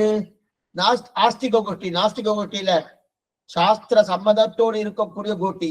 அந்த கோட்டி என்ன பண்ணணும்? தள்ளணுமா? அவன் அது என்ன சாஸ்திரத்தை ஒத்துண்டு அது பிரகாரம் இருந்துருக்கணும். அந்த கோட்டியை தாண்டணும். அந்த கோட்டியை தாண்டணும். 3வது கோட்டிக்கு உள்ள போகணும். கொஞ்சம் புரியும்படியா சொல்றேன். அந்த கோட்டிக்கு தான் பெரியாழ்வார் கோட்டி. இப்ப முதல் கோட்டி நாஸ்திக கோட்டி, அதை தள்ளிடும், வேண்டாம், தியாஜ்யம், அது வேண்டாம்னு தள்ளிடும். 2வது கோட்டி ஆஸ்திக கோட்டி, சாஸ்திர பிரகாரம் அவ இருக்கிற கோட்டி. அந்த கோட்டி என்ன பண்ணணும்? அந்த கோட்டிக்கு இருக்கணும், உள்ளுக்குள்ள போயிட்டு தாண்டணும். 3வது கோட்டிக்கு உள்ளுக்குள்ள போய் ஆச்சரியமா அப்படியே இருக்கணும். இப்ப முதல் கோட்டில இருக்கிறவன் பகவானை பார்த்தால முகத்தை திருப்பிக்கிற கோட்டி. அவன் பகவான் தான் திரும்பி பார்க்க மாட்டான், விரோதித்து கொண்டு இருப்பான். பகவான் சொன்னாலே விரோதிக்கிறனோ அது கோட்டிக்கு நாஸ்திக கோட்டின்னு வச்சுக்கலாம். அடுத்த 2 கோட்டி இருக்கு இல்லையா, அந்த 2 கோட்டுமே ஆஸ்திகர்கள் தான். அடுத்த 2 கோட்டி இருக்கு இல்லையா, அந்த 2 கோட்டுமே ஆஸ்திகர்கள் தான். அந்த ஆஸ்திகர்கள் 2 வகை. ஆஸ்திகர் 2 வகை. ஒன்று நல்ல ஞானம் படைத்த ஆஸ்திகர்கள், இது 2வது வகை. 3வது வகைன்னா சுரூபம் தெரிஞ்சு மங்களாசாசனம் பண்ணும் அளவுக்கு பக்தி முக்தி முந்தி இருக்கக்கூடிய கோட்டி. இப்ப சொரூபம் தெரிஞ்சு அந்த சொரூபத்துக்கு அனுகுணமாக மங்களாசாசனம் பண்ணும் அளவுக்கு பக்தி முந்தி இருக்கிற கோட்டி. இப்ப நாம என்ன பண்ணணும் சுவாமி? ஒண்ணு வேண்டாம் சுவாமி, நாஸ்திக கோட்டியை தள்ளி விட்டுட்டோம். வேண்டாம் சுவாமி, தியாஜன் தள்ளிட்டோம். ஆஸ்திக கோட்டி இருக்கணும். முதல் கோட்டி சாஸ்திரத்தை பண்ணிட்டு இருக்கா, ஞான மார்க்கம் கோட்டி. அந்த ஞான மார்க்கம் கோட்டில் இருந்துட்டு தாண்டிடணும். அங்க போயிட்டு தாண்டி வந்துடணும். ஏன்னா அந்த நிலையோடு நிறுந்து விட்டா பிரயோஜனம் இல்லை. அநேகம் இன்னைக்கு பாரத தேசத்துல ஸ்ரீ வைஷ்ணவால தவிர மற்றவால அந்த நிலையில தான் இருந்துட்டு இருக்கா. ஏன்னா ஸ்ரீ வைஷ்ணவான்னா மங்களாசாசன தத்பரரா இருக்கணும். மங்களாசாசன தத்பரரா இந்த சாஸ்திரம் கற்ற ஞானம் உடையக்கூடிய அந்த ஆஸ்திக கோட்டி இருக்கு இல்லையா, அவ்வளவு தூரம் வரமாட்டான். அவ்வளவு தூரம். ஏன்னா பகவான் மிகப்பெரியவன், பகவான் மிகப்பெரியவன், அவன் தான் என்ன ரட்சிக்கணும், அவன் தான் என்ன ரட்சிக்கணும். இந்த நிலையில தான் அவன் இருந்துட்டு இருப்பான். அவன் மங்களாசாசனத்துக்கு வரமாட்டா. அப்ப நாம முதல் நிலை அதுக்குதான் போவோம். முதல் நிலை அங்கதான் போகணும். அதனால சொன்னேன், அங்க போயிட்டு அதை தாண்டணும். அப்ப முதல் கோட்டி நாஸ்திக கோட்டி கிட்டக்கவே போகப்படாது, அதை தள்ளிடணும். 2வது கோட்டி கிட்டக்க போகணும். கிட்டக்க போய் இது நமக்கு சொரூபத்துக்கு உகந்தது கிடையாதுன்னு அதை தாண்டணும். அதை தாண்டணும். அதை தாண்டிட்டு, ஏன்னா அந்த நிலையோடு நின்றா பிரயோஜனம் இல்லை. தொடர்ந்து பிரியத்துக்காக சொல்றேன். இன்னைக்கு ரொம்ப குறைஞ்சு போயிடுச்சு. இங்கெல்லாம் கீதா காலக்ஷேபம்னு வச்சு உபன்யாசம், காலக்ஷேபம் கிடையாது, உபன்யாசம் தான். நிறைய சேர்ஸ் எல்லாம் போட்டு நிறைய பெரிய ஒரு மைதானமா இருக்கு. அதுல எல்லாம் பேண்ட் ஷர்ட் எல்லாம் போட்டுட்டு அவாவா எல்லாம் டேபிள் சேர்ல தான் உட்காந்துட்டு இருப்பா. உட்காந்துட்டு ஓஹோன்னு கேட்பா. நம்ம காலக்ஷேபம் அப்படி கிடையாது. நம்மளுடைய காலக்ஷேபம்னாலே கீழே உட்கார்ந்து கேட்கறது, அது சொல்றவாலும் கீழே உட்காந்துக்குவா, கேட்கறவாலும் கீழே உட்காந்து. இன்னைக்கு அது நம்ம மாறி எடுத்துன்னு வச்சுக்கோ, கேட்டு உட்காந்து இல்லையா. ஆனா அவா கோட்டி எப்படின்னா கீதையில ஓஹோன்னு சொல்லுவா. அவ ஒவ்வொரு சொன்னா கூட அவெல்லாம் மங்களாசானத்துக்கு வருவாளன்னா உட்கார்ந்துட்டு உபநிஷத்து கேட்பா, கீதை என்னன்னு தெரிஞ்சுடுவா, அங்கே இருந்துடுவா. ஆனா பல்லாண்டு பாடத்துலாம் அவ தெரியுமானா தெரியாது. அதுக்கெல்லாம் வந்தார் கீழே உட்கார முடியாது, நாக்காடுல உட்காந்து கேட்டுட்டு இருப்பா, அவ்வளவுதாங்க. ஆனா அவள் நல்லா ஏற்படுதா தோணும், ஏற்படும். ஆனா சுரூபத்துக்கு தகுந்தாற் போல அவ அனுஷ்டானம் இருக்கவானா கிடையாது. இப்ப நாமெல்லாம் என்ன, அதெல்லாம் கிடையாது சுவாமி. சொருபத்துக்கு அனுகுணது பகவானுக்கு மங்களாசாசனம் பண்றது இல்லையா, அந்த மங்களாசாசனம் வந்துடுறோம்னா அப்ப அந்த நிலை ஞானம். அந்த நிலை ஞானம். நாற்காலில் உட்காந்து அது ஞானம். அந்த ஞானத்தை தாண்டணும். ஞானத்தை தாண்டி பக்தி முந்தணும், பக்திக்கு முந்தணும். அப்ப இதெல்லாம் பக்தி முந்தனா எப்படிமா சுவாமி? சரி சுவாமி, அந்த மாதிரி நீங்க சொல்றதெல்லாம் பார்த்தா அதெல்லாம் விட்டுணும்னு சொல்றேன். அது விடணும்னு சொல்லல, விட்டுடுங்க. முதல் நிலை அங்கதான் இருப்போம். எடுத்த உடனே நம்ம இங்க மங்களாசாசனம் பண்ணணும்னா சட்டுன்னு ஒரு புரியாது. முதல் நிலைக்கு அங்கதான் போவோம். ஏன்னா நாங்க போயிட்டு அதுக்கப்புறம் என்ன மனசளவுக்கு நம்ம இருக்கணும். ஓ பகவானுக்கு மங்களாசாசனம் பண்ண முடியும்னா ஆனா அங்க இருக்கிற உடம்பு அளவுக்கு தான். அந்த மனசால ஞானத்தை தாண்டணும். ஞானம் முதிர்ந்து ஞானம் முனிந்து கனிந்த பக்தியாக ஆகணும்னு. ஞானம் கனிந்து நலங்கொண்டு நாள்தோறும் நெய்பவர்க்கு வானம் கொடுப்பது மாதவன் அவன் தாய்பாசம். அப்ப ஞானம் முதிரணுமோனோ அந்த முதிர்ந்து பக்தி ஆகணும். ஏன்னா எத்தனையோ நம்முடைய உடலால சில கைக்கில பண்ண முடியும்னா பண்ண முடியாம போகலாம். சில பேர் உட்கார்றதுக்கு சமமா இருக்கும், நிற்கிறதுக்கே சமமா இருக்கும். ஆனா அத்தனை பேருக்கு மனசுல ஆசை இருக்கும், இந்த கைங்கரியம் பண்ணணும், இந்த கைங்கரியம் பண்ணணும், இந்த கைங்கரியம் பண்ணணும் அப்படின்னு. ஆனா இப்ப நாம நாஸ்திக கோட்டில இருக்க போறது கிடையாது எப்படி இருந்தாலும். ஆனா அந்த ஆஸ்திக கோட்டிலேயே ஞானியா இருக்கிற கோட்டியை தாண்டணும். ஏன்னா ஞானியா இருக்க கோட்டியை தாண்டணும்னா இன்னைக்கு அநேகமா இந்த கோட்டி தான் கிட்டத்தட்ட 90% ஜனங்க இதுலதான் இருக்கா. ஞானியா இருக்க ஞானின்னா என்னன்னா பகவானை சேவிக்கணும். சேவித்ததுனால எனக்கு என்ன பலன் கிடைக்கும்? எனக்கு என்ன கிடைக்கும்? நான் வருஷத்துக்கு ஒரு தடவை திருவேங்கடம் நான் சேவிக்கிறேன் சுவாமி, அதனால எனக்கு இது கிடைச்சிருக்கு. அது விட்டு போயிட்டுனா திருப்பி எனக்கு இதெல்லாம் போயிடுது. அந்த மாதிரிலாம் கிடையாது. இவருடைய எண்ணத்தால் அது ஏற்பட்டது தவிர பகவான் அவரை சேவிச்சாதான் உனக்கு நன்மை பண்ணுவேன், சேவிக்கிற நன்மை பண்ண மாட்டேன்னு நான் அப்ப அவர் வியாபாரி ஆடுறாரு. அப்ப என்ன சுவாமி அவர் அங்க இருந்து அவருடைய நினைவு நமக்கு இருக்கணும், எப்போதும் இருக்கணும். எப்பொழுதும் நாள் திங்கள் ஆண்டு ஊழி ஊடி தூரம் அப்பொழுது கப்பொழுது 6ஆவது எப்பொழுது இருக்கிறோமோ அந்த நிலை இருக்கணும். அப்ப அந்த கோட்டி எந்த கோட்டி? ஞானமான கோட்டியை தாண்டணும். பரமபக்தனாய் மங்களாசாசனம் பண்ணுகிற கோட்டிக்குள்ள புகுந்துடணும். அந்த கோட்டிக்குள்ள நல்லா புகுந்துக்கணும். இதைத்தான் ஆழ்வார் தெரிவிக்கிறார். என்ன தெரிவிக்கிறான்னா கிரியான் பிரம்மதகா பிதா, நமக்கு பிரம்ம ஞானத்தை கொடுக்கக்கூடிய ஆச்சாரன் மிக உயர்ந்தவன். சரீரம் கொடுத்த தகப்பனார் உயர்ந்தவர் தான் இல்லை சொல்ல. ஆனா அந்த சரீரம் கொடுத்த தகப்பனாரை காட்டிலும் பிரம்ம ஞானம் கொடுக்கக்கூடிய ஆச்சாரம் உயர்ந்தவன். மேலும் கீழே கொண்டாடுறதுக்கு என்ன காரணம் என்றால் உயர்ந்த ஜென்ம, அதனால கொண்டாடினேன் என்கிறார். உயர்ந்த ஜென்ம அது பிரம்ம ஞானம் என்ன அர்த்தம்? இந்த மங்களாசாசனம் தத்பரராக இருக்கக்கூடிய ஏன்னா எந்த உயர்ந்த ஞானம் என்ற உயர்ந்த ஜென்ம என்றாலும் நாஸ்திகனை காட்டிலும் ஞான ஆஸ்திகனை காட்டிலும் உயர்ந்த மங்களாசாசனம் பண்ணக்கூடிய ஆஸ்திகம் தான் இருக்கிறதுலயே உயர்ந்த ஜென்மம். 3 கோட்டி பார்த்தோமானோ நாஸ்திக கோட்டி அது உங்களுக்கே தெரியும், தள்ளுபடிதான். அதுக்கப்புறம் ஆஸ்திக கோட்டிலேயே ஞானம் இருக்க சுவாமின்னா அவன் தள்ளுபடி இல்லை, தாண்டனம். அப்பனா அது சுமார் தான், நம்முடைய சொரூபத்துக்கு அனுகுணமா இல்லை. சொரூபத்துக்கு அனுகுணம் இது மங்களாசாசன தத்பரா இருக்கிறது. அதனால இந்த இடத்துல ஒரு சந்தேகம் வரும். என்ன சந்தேகம்னா, இல்லையே சுவாமி நீங்க இத்தனை நாள் என்ன சொல்லிட்டு இருந்தீர்கள்? எந்தை தந்தை தந்தை தந்த தம்மொத்தப்பன் ஏழ்மணிகால் தொடங்கி அப்படின்னு சொன்னேன். நாங்க இது மாதிரி 7 பரம்பரையா 7 ஜென்மாவால நாங்க ஒரு கைங்கரியம் பண்ணிட்டு இருக்கோம் அப்படி சொன்னீங்க. அப்ப யாரை எழுத்தீர்கள்?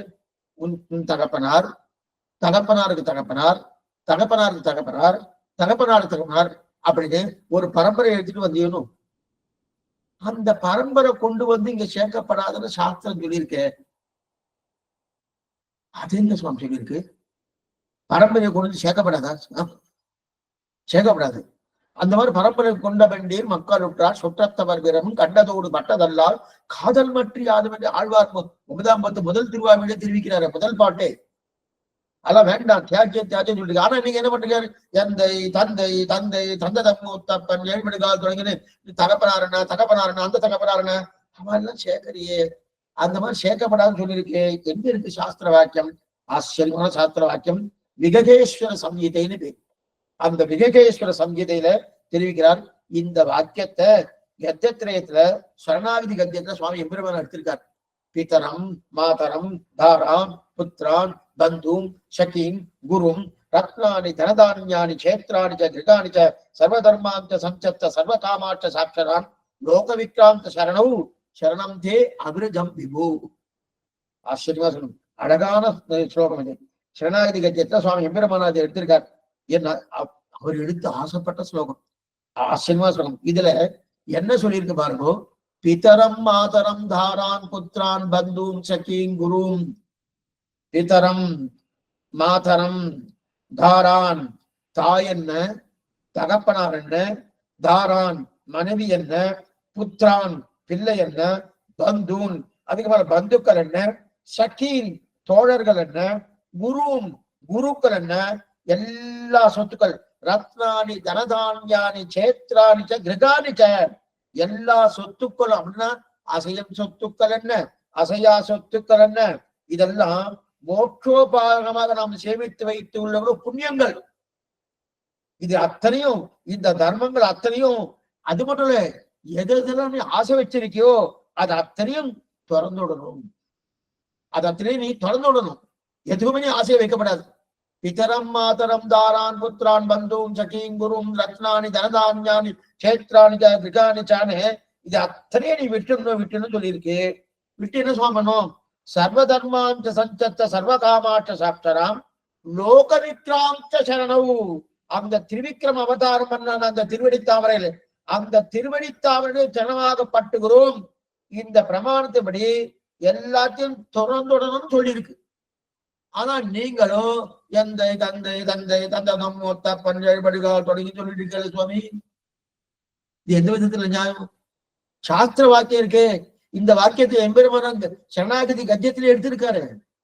அப்படி இருக்க செய்து இங்க சொல்லி பாருங்க, எதோ குருவையே விட சொல்லியிருக்காரு.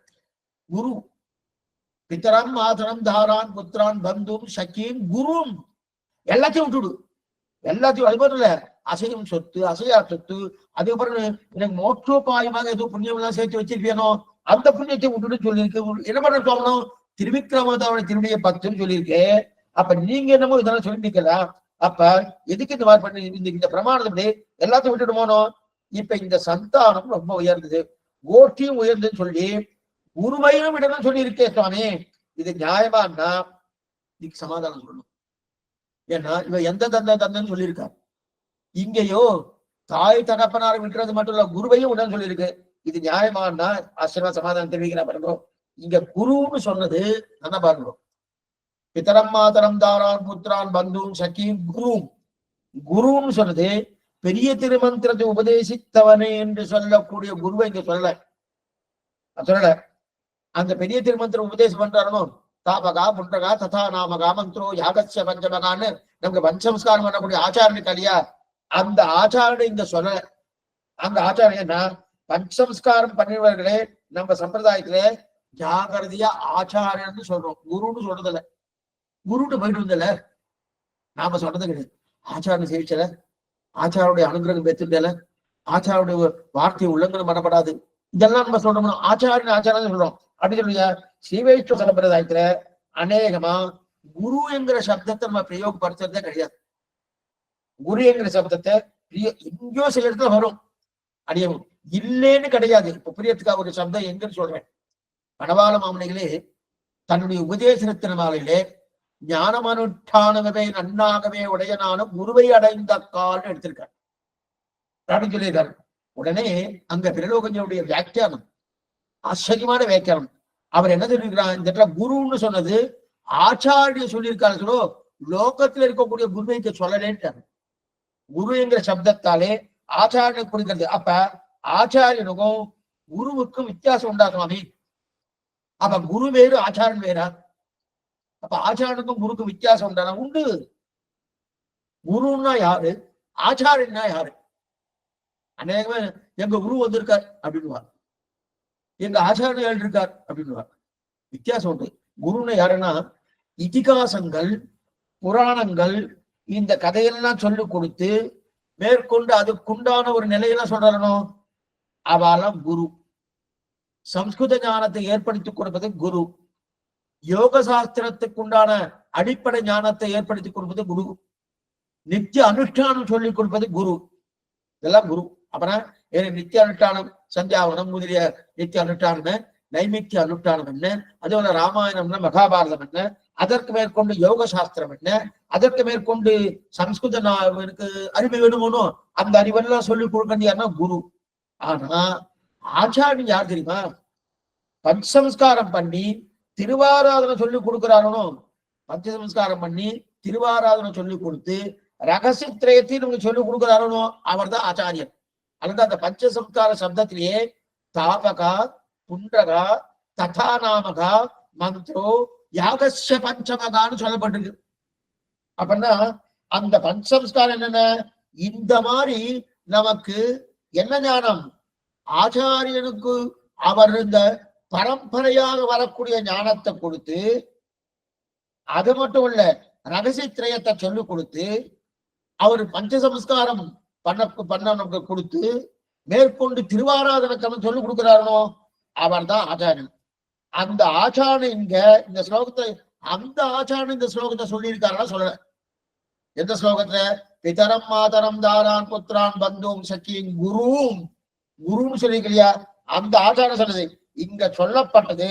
மற்ற யாராரோ நித்தியம் குரு குருன்னு சொல்றோமோ, ராமாயணம் சொல்றவா, மகாபாரதம் சொல்றவா, அங்க இருக்கக்கூடிய கதா காலட்சேபம் தான் சொல்றவா, சம்ஸ்கிருதம் சொல்லி கொடுப்பா, யோக சாஸ்திரம் சொல்லி கொடுக்கலையா, அவாலதான் சொல்லிதே தவிர, அப்ப குரு குரு குருன்னா அந்த குரு எல்லாத்தையும் விட்டுட்டு விடுனாரு. அப்படிப்பட்ட குரு அப்படின்னா யாரு? பக்கத்து வீட்டுக்காரர் எனக்கோ சில உபதேசம் எல்லாம் பண்ணார், எனக்கு குருவா இருந்தார், அவர் ஆச்சாரம் ஆவார்னா ஆக மாட்டார். அதெல்லாம் விட்டுடுது. ஆக அந்த கோட்டியும் விட்டுடுன்னு தான் சொல்லியிருக்கிறது. அந்த கோட்டை என்னது? இது சரீரத்துக்கு தேவையான விஷயத்தை கொடுப்பது குரு, ஆத்ம விஷயத்துக்கு தேவையான கொடுப்பது ஆச்சாரியன். இப்ப தெரிய வந்துருக்கணும், அது கூடாது. அப்ப இதெல்லாம் விட்டுணும்னு ஒருத்தர். ஏன்னா இந்த இடத்துல அதுதான் இங்க சொல்றாரு, குரு குருன்னு இதெல்லாம் விட்டுன்னு சொல்லியிருக்கிறே. அப்ப இவ்வளவு தூரம் விட்டுன்னு சொல்லியிருக்கச்சது, உங்க கோட்டு உயர்த்தி, இங்க கோட்டு உயர்த்தி, உங்க கோட்டு உயர்த்தி, எந்தை தந்தை தந்தை தந்ததம் மூத்தப்பன் ஜெயபடுகால் தொடங்கி அப்படின்னு சொல்லி பாடிட்டு இருக்கிற சுவாமி. இப்ப இது சந்தேகம். ஏன்னா சந்தேகம் ஏன்னா பிதரம் மாதரம் பாராம் புத்திராம் பந்தும் சகிங்குரம் ஸ்லோகம் இருக்கு. அந்த ஸ்லோகத்துல இப்ப இந்த பாட்டை எந்த தந்தை தந்ததம் மூத்தப்பன் நேர தகப்பனான சம்பந்தம் சொல்லியிருக்கார்.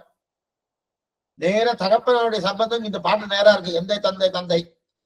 அதே சம்ஸ்கிருத ஸ்லோகத்துல அந்த ஸ்லோகத்துல என்ன சொல்லியிருக்குது? இது விககேஸ்வர சங்கீதை சொல்றது. அந்த ஸ்லோகத்துல என்ன சொல்லிருக்கிறது? பிதரம் மாதரம் தாரான் புத்திரான் பந்தும் சக்கியும் குரம் எல்லாத்தையும் விட்டுடும் சொல்லியிருக்கு. இது நல்லா தியாகம் சொல்லியிருக்கச்சு. ஆனா பெரியாழ்வார் எந்த தந்த தந்தன் பாடுற பாசனம் இருக்கு. அப்ப விட வேண்டிய சம்பந்தத்தை போய் ஆழ்வார் ஏன் பற்றி கொள்கிறார்? இதுதான் கேள்வி. கேள்விக்கு வந்துட்டு போகணும். ஏன்னா இந்த சம்ஸ்கிருத வாக்கியம் இருக்கே சுவாமி விககேஸ்வர சங்கீதை, அது என்ன சொல்லிருக்கு? எல்லாத்தையும் விட்டுட்டு சொல்லியிருக்கு. ஆனா ஆழ்வாரோ என் தந்தை என் தந்தை என் தந்தை எந்தனைய அப்படின்னா ஏன்னா எப்படி? சாஸ்திர வாக்கியத்தை பார்த்தா அவர்களெல்லாம் விட்டுடணும், சாஸ்திரம் விட்டுடணும். அது மட்டும் இல்ல, ஏன் திருவெங்காழ்வார் பாசனமே இருக்கு. பெரிய திருமொழியில திருவேங்கடமுடையானுக்கு மங்களாசாசனம் பண்ணக்கூடிய பாசனம். தாயே தந்தை என்றும் தாரமே கிள மக்கள் என்றும் நோயே பட்டொழிந்தேன் உன்னை காண்பதோர் ஆகினால் தேயே பொங்கொழில் சூழ் விளையாய் திரு வேங்கடவா நாயேன் வந்தடைந்தேன் நல்கு என்னை ஆட்கொண்டே. அந்த பாசுரத்தின தாயே தந்தை என்றும் தாரமேக்கல மக்கை என்றும், தாய் வேண்டாம், தந்தை வேண்டாம், தாரமேக்கல வேண்டாம், எதுவுமே வேண்டாமே. திருவெங்கையார் வரணும். ஏன்னா தாய் தந்தை எல்லாம் நோய் அப்படின்னு தெரிஞ்சுட்டாரியா. அந்த நோயை போய் எதற்காக இந்த பாட்டிலே எந்தை தந்தை தந்தை தந்ததம் மூத்தப்பன் சொல்கிறாருங்க அப்படின்னு தெரிவிக்கிறார். இப்ப இந்த இரண்டு ஆழ்வாரை பார்த்தா பாருங்க, பெரிய ஆழ்வாரை பார்த்தா எந்தை தந்தை தந்தை வேறுன்றார். திருவெங்கு ஆழ்வாரை பார்த்தா தாய் வேண்டாம் தந்தை வேண்டாம் அவ ரெண்டு பேரும் இருந்தாலும் நோய் என்றார். அப்ப எந்த சுவாமி குழப்பமா இருக்கே சுவாமி? உங்க கோஷ்டிக்குள்ளேயே ஒரு ஆழ்வாரோ எந்த தந்தை வேணும்ன்றார், இன்னொரு ஆழ்வாரோ தாய் தந்தை வேண்டாம்னு சொல்றாரு. இது குழப்பறதுன்னா அப்படி தெரியறதுன்னா இந்த சந்தேகம்னா இந்த இந்த உறவுகளை கொண்டாட சரியில்லையேன்னு தெரிவிக்கிறாருனோ அதுக்கு சமாதானம் ஒண்ணுமில்லை, சரிதான். இந்த உறவுமுறைக்கு எந்த தந்தை உறவுமுறை சரிதான். ஏன் சரி, எதனால சரின்னு பார்க்கணுமோ. ஏன்னா சாஸ்திரமா விட்டுடுன்னு சொல்லியிருக்கு, திருமங்கை ஆழ்வாரோ விட்டுடுன்னு சொல்லியிருக்காரு. ஆனா பெரியாழ்வாரோ எந்த தந்தைன்னு சொல்லிட்டு இருக்காரு. அப்ப இது எதனால சரி அதை பார்க்கணும். ஏன்னா கொண்டாடுவதற்கு யோஜனை எழுதுமா, பகவத் சம்பந்தம் அழியாக வந்தால் அது கொண்டாடலாம். எனக்கே நேராக இந்த பெருமை இருக்குன்னா அது கொண்டாட முடியாது. பகவத் சம்பந்தம் அடியாக வந்தா கொண்டாடலாம். அது எதற்காக கொண்டாடினா அந்த பாசுரத்திலும் ஸ்லோகத்திலும் சரி சுவாமி திருமங்கு ஆழ்வாடு பாசத்துல விட்டுடும் சொல்லியிருக்க, ஸ்லோகத்துல விட்டுடும் சொல்லியிருக்கன்னா ஏன் விட்டு இருக்கு? ரெண்டுத்தையும் பார்க்கணும். ஆழ்வார் திருமங்கு ஆழ்வார் ஏன் சொல்லியிருக்கார், அந்த விககேஸ்வர சங்கீதை ஏன் சொல்லிட்டுன்னு பார்க்கணும். ஏன்னா திருமங்கையார் விட்டுன்னு சொன்னதுக்கு வெறுமனே என் தாய் என் தகப்பன் என்று பார்த்துட்டு விட்டுடு. ஆனால் இங்கே இவர் சொல்றது பகவத் சம்பந்தம் உடையவனாக இருந்தால் அவனை பற்றி கொள். இதுதான் பெரியார் சொல்றது. அங்க வெறுமனே தாயார் தந்தை சரீர சம்பந்தத்தை முன்னிட்டு கொண்டு தாயார் தந்தைன்னு சொல்லிட்டு இருக்கார் திருமங்கை ஆழ்வார். அதெல்லாம் விட்டுடு. இங்க பகவத் சம்பந்தத்தை முன்னிட்டு கொண்டு யாரு பெரியாழ்வார் சொல்றாரு எந்தை தந்தைன்னு, அதெல்லாம் பிடிச்சுக்கலாம். அப்படின்னா பிடிச்சுக்கலாம். அப்ப இதுல பரிசு எதுன்னா ஒருத்தனை பிடிக்கணும், ஒருத்தனை விடணும். அப்ப பாருங்க, எங்க அப்பாவாக இருந்தால் பிடிக்கணும் இல்லைன்னா விடணும் என்பது கிடையாது. நல்லா படிச்சுக்கோ. எங்க அப்பாவா இருந்தா பிடிக்கணும் அல்லது விடணும் அப்படின்னு இருக்காது. ஏன்? எங்க அப்பாவாகவே இருந்தாலும் பகவத் சம்பந்தம் இருந்தால் பற்ற வேண்டும். எங்க அப்பாவாகவே இருந்தாலும் பகவத் சம்பந்தம் இல்லைன்னா விடணும். இப்ப நல்லா புரிஞ்சுக்க. அங்க ஏன் விடணும் விடணும் சொல்லியிருக்குன்னா பகவத் சம்பந்தம் இல்லாத தாய் இது கொஞ்சம் குடும்பத்துல கொஞ்சம் குழப்பத்தை ஏற்படுத்தும். புரியத்துக்கா சொல்றேன். தாயார் தகப்பனார் நல்ல பக்தியோடு சிரத்தையோடு இருப்பா. சில குடும்பத்துல அந்த பிள்ளையான்னா 20-25 வயசு இருக்கும், தருதலையா இருப்பான், நாஸ்திகத்துக்கு உண்டான தன்மையோடு அவன் இருப்பான். இப்ப அவ பெத்த பிள்ளை தானே, அவ விட்டுணுமா இல்ல அவ சேர்க்கணுமா? இப்ப நீங்க என்ன சொல்ற சுவாமி விட்டுணும், ஏன்னா பகவத் சம்பந்தம் அவன் இல்லை இல்லைன்னு சொல்லிட்டு இருக்க, நாஸ்திகவாதம் பண்ணிட்டு இருக்கானே, அப்ப விட்டுடலாமா? இந்த மாதிரி நிலை சில குடும்பத்திலே உண்டு.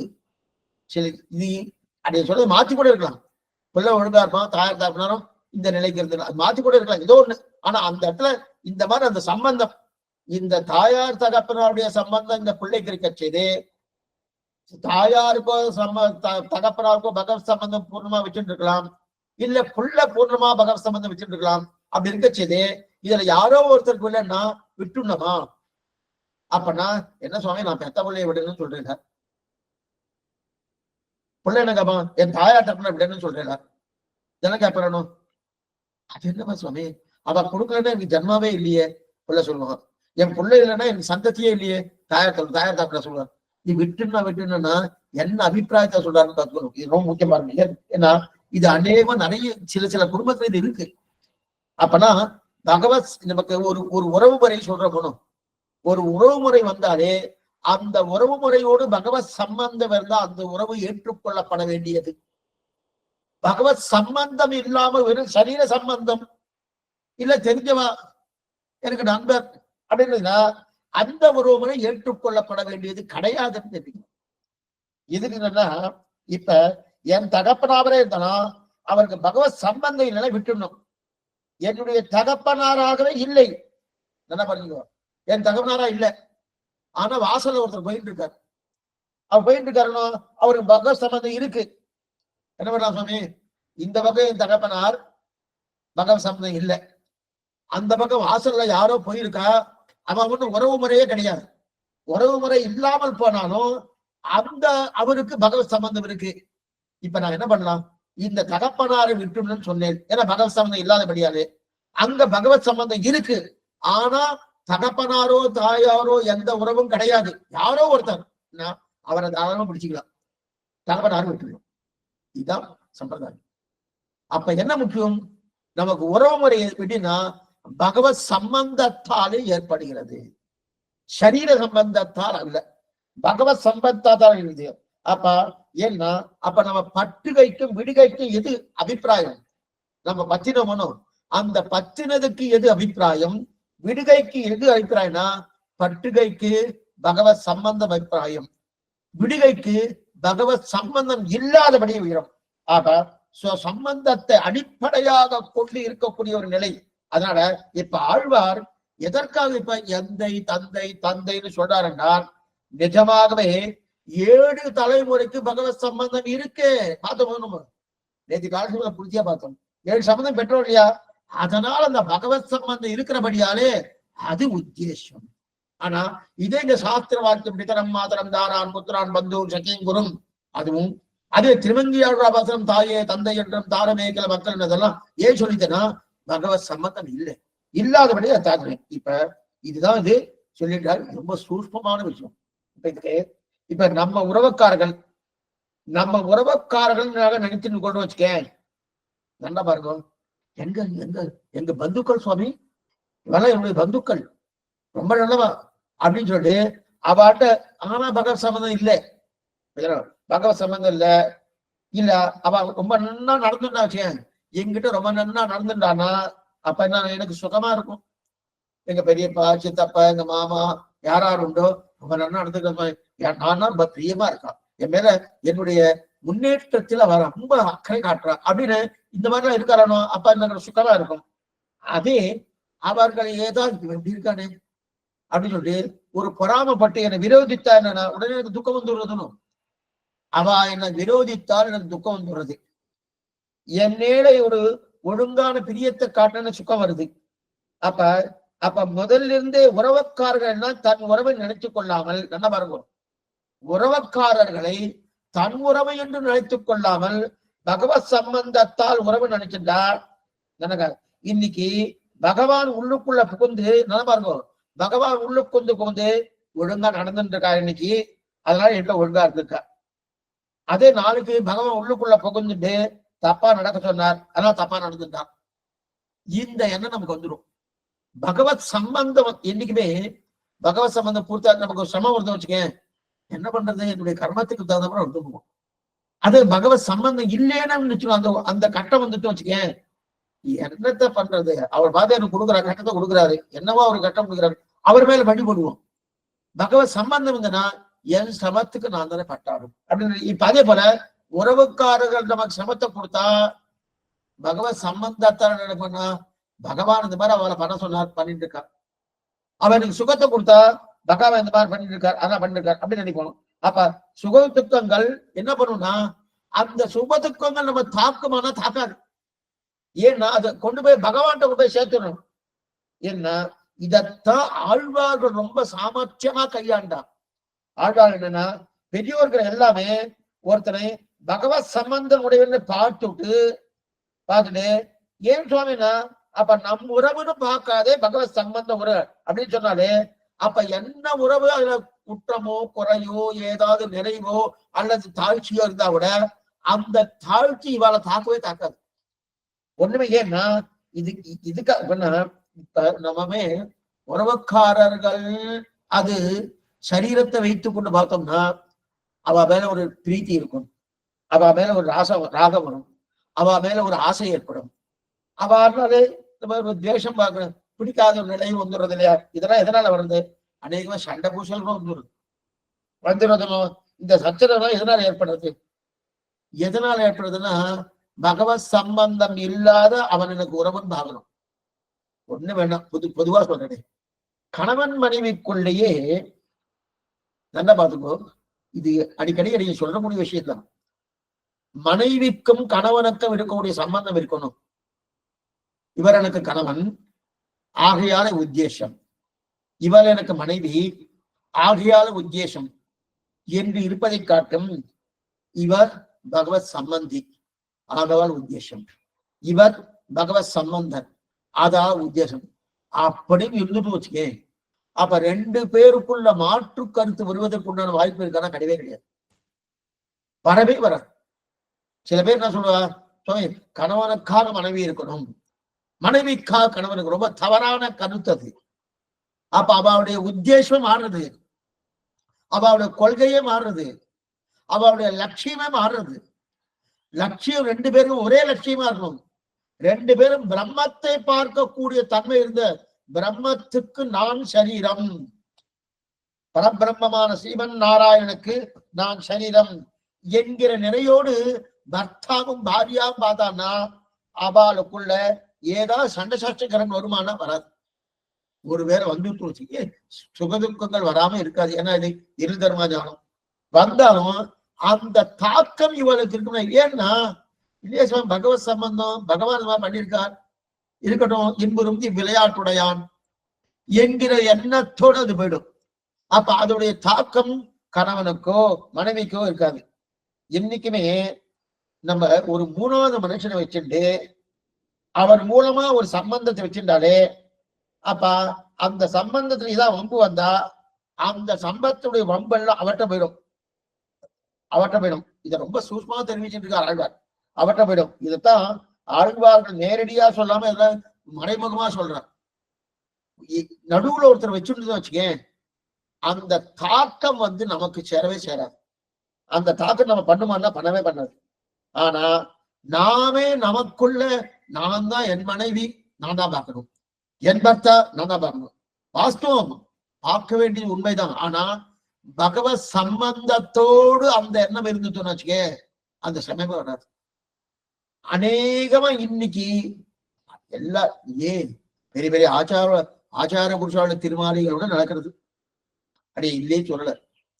அது என்னமோ வருது. அப்ப என்னன்னா சட்டுன்னு அவளுக்கு அந்த சம்பந்தத்தை மறந்துடுறான். நான் ஏதோ உறவு பாக்குறேன், இவர் எனக்கு பர்த்தா தானே அப்படின்னு பர்த்தா தான். அதுல கவலை, அதுல மாற்று கருத்தே கிடையாது. இவர் எனக்கு மனைவி தானே, அதுல மாற்று கருத்தே கிடையாது. ஆனா எதனால சம்பந்தம்? பகவத் சம்பந்தம். இவ பகவானுக்கு இவ சரீரம். அந்த எண்ணம் வந்துட்டு வச்சுக்கேன். இப்ப என் கை இப்ப கைய நானா நான் வேறு கை வேறுதான், நான் வேறு கை வேறுதான். ஆனா இது வலது கை, இது இடது கை, ரெண்டுமே என்னுடைய சரீரம் தான். ரெண்டு. ஆனா இந்த வலது கைக்கு இடது கைக்கு தான் எதையா சண்டை வருது. ஏன்னா என்னுடைய சரீரத்துக்குள்ளே இது இருக்கு. என்னுடைய சரீரத்துக்குள்ள இது இருக்கிறபடியாலே இதுக்கு சண்டையே கிடையாது. ஏன்னா இதேதான் தப்பு பண்ணித்தனா இது பேசாம இருக்கு, இதேதான் தப்பு பண்ணித்தனா இது பேசாம இருக்கு. என்ன பண்றது, அதுக்கு தெரியல பண்ணிட்டு அப்படின்னு இருக்கு. அதே போல இந்த சம்பந்தம் ரெண்டு பேருக்கும் ஒத்து இருக்கக்கூடிய பகவத் சம்பந்தம் பாரியா பர்த்தா ரெண்டு பேருக்கும் வந்துருக்குன்னா ஏதோ தவறா பர்த்தா பண்ணாலும் ஏதோ தவறா பாரியா அதை தெரியாதனத்தால தெரியாதனத்தால சொல்லிட்டு பண்ணா கூட அது பெருசியா கணிச்சிக்க மாட்டோம். ஏன் கணிச்சிக்க மாட்டோம்னா மூணாவது மருந்து குறுக்க ஒருத்தர் இருக்கார், ஓ அவர் தான் இந்த மாதிரி பண்ணி வைக்கிறார், என்னமோ நம்முடைய கர்மாவால அழித்து அப்படின்னு நினைக்கிற மோனோ. இதுக்கு ஒரு எக்ஸாம்பிள் சொல்றேன். என்னன்னா பெரிய பெரிய வண்டி காடி எல்லாம் இருக்கு இல்லையா, அதுல ஷாக் அப்சார் வச்சிருப்பா. நீங்க பாத்துக்கணும் பெரிய பெரிய வண்டிலாம் அதுல ஷாக் அப்சார் வச்சிருப்பா. அந்த ஷாக் அப்சார் என்ன பண்ணும்னா அந்த ஷாக் அப்சாருக்கு மேலதான் நாமெல்லாம் ஒரு பலகை போட்டு அதுக்கு நம்மளாம் உட்காந்துட்டு இருப்போம். அதுக்கு கீழையும் அந்த வண்டியுடைய சக்கரம் எல்லாம் ஓடிட்டு இருக்கும். இது என்ன பண்ணும்னா கீழே இருக்கக்கூடிய நிலையிலையும் எதுவும் பாதிக்காகாம பார்க்கணும், மேல இருக்கிறவாறு பாதிப்பாகாம பார்த்துக்கணும். எது பண்ணுவோம், அந்த ஷாக் அப்சார் தான் பண்ணும். அந்த ஷாக் அப்சார் ஸ்தானத்தை தான் பகவான் இருக்கார். அப்ப பாரியா பர்த்தாக்கு நடுவில் அவ இருக்கிறபடியாலே எந்த விதமான சத்திரம் வந்தாலும் ஒண்ணுமே வராது. அது அது ஒரு பள்ளத்துல எல்லாம் போகுது இல்லையா, பள்ளம் நிறைய இருக்கு ஒரு தெருவுல, பள்ளத்துல போய் துட்டு விழணும். அப்ப அதோடைய தாக்கம் உட்கார்ந்துன்றவருக்கும் கிடைக்கிறது இல்லை, அதே போல அந்த வண்டி காடிக்கும் கிடைக்கிறது இல்லை. ஏன்னா அது அத்தனையும் தாங்கிறது அந்த ஷாக் அப்சார் இல்லையா, அது சம்பந்தப்பட்டது இல்லையா, அதை ஜாகிரதையா பார்த்துக்கிற. அதே போல கணவன் ஒரு பக்கம் மனைவி ஒரு பக்கம், நடுவுல சம்பந்தமாக பகவானை வச்சுக்கணும். எந்த இடி ரெண்டு பக்கம் இடிச்சாலும் அந்த இடியை தாங்கி கொள்றது யாரு, பகவான். அதைத்தான் இங்க தெரிவிக்கிறார். அப்ப பகவத் சம்பந்தம் உடையார் என்று பார்த்து விட்டாயானால் வம்புக்கு இடவில்லை. பகவத் சம்பந்தம் அப்படின்னு பார்த்துட்டீங்கன்னா வம்புக்கு இடவில்லை. உன் சம்பந்தி என் சரீர சம்பந்தம் அப்படின்னு பார்த்தாங்கன்னா எல்லா வம்பும் வந்துடும். ஸ்ரீ வைஷ்ணவ அதுதான் முன்ன பார்க்கணும். ஸ்ரீ வைஷ்ணவா இருக்காலே பந்துக்கள் இருக்கணும். தெரிஞ்ச பெரியப்பா சித்தப்பா இல்ல இவ கசின் பிரதர் நல்லா இருக்கணும், சுவாமி எல்லாம் கசின் பிரதர்னா. அப்ப முதல் சம்பந்தம் என்ன தெரியுமா, பகவத் சம்பந்தம். இவன் பரமஸ்ரீ வைஷ்ணவன், நானும் பரமஸ்ரீ வைஷ்ணவன். இந்த எண்ணத்தோடு தான் அந்த பந்துக்களோட பழகணுமே தவிர ஓ இவர் சித்தப்பா பையன், இவர் பெரியப்பா பையன், இவர் சித்தப்பா பொண்ணு அப்படின்ற எண்ணம் வந்துட்டோம்னா சில வம்புகள் வரும். அந்த பகவத் சம்பந்தம் வேணுமனோ அந்த சம்பந்தம் இருந்தா அந்த வம்பே இல்லை. உன் சம்பந்தின்னு பார்த்தானா எல்லா சம்பந்தம் வரும். இன்னொரு எக்ஸாம்பிள் சொல்றேன். இரண்ய கசிவு கூட பிரகலாதன் இருக்கான, பிரகலாத இரண்ய கசிவு புள்ளதானே, அந்த புள்ள தகப்பனார் உபதேசம் பண்ணணும். என்னன்னு உபதேசம் பண்ணார்? தன் தகப்பனாருக்கு நான் உபதேசம் பண்றேன்னு பண்ணல. கொஞ்சம் என்ன புரிஞ்சுக்கோ, பிரகலாதன் இரண்யகசிபு உபதேசம் பண்ணார். தன் தகப்பனார் உபதேசம் பண்றேன் அப்படின்னு பண்ணல. அந்த நரசிம்மனுக்கு நான் எப்படி சொந்தமோ அதே போலதான் என் தகப்பனாரும் சொந்தம். அதான் நினைக்கிறேன். நான் எப்படி அந்த நரசிம்மருக்கு நான் எப்படி சொந்தமோ என் தகப்பனார் தான் சொன்னாலும், அதனால அவன் நல்லதையே நான் பேசியே தீருவேன். அதான் பிரகலாதன் பண்ணா இல்லையா? அப்ப ஒரு நானுக்கு மோட்சம் கிடைக்கணும் என்று எந்த பாருங்க, ஒண்ணு வேண்டாம். இந்த மாதிரி பண்றதுக்கு என்ன காரணம்னா பகவத் சம்பந்தம் இருந்தா போதும்.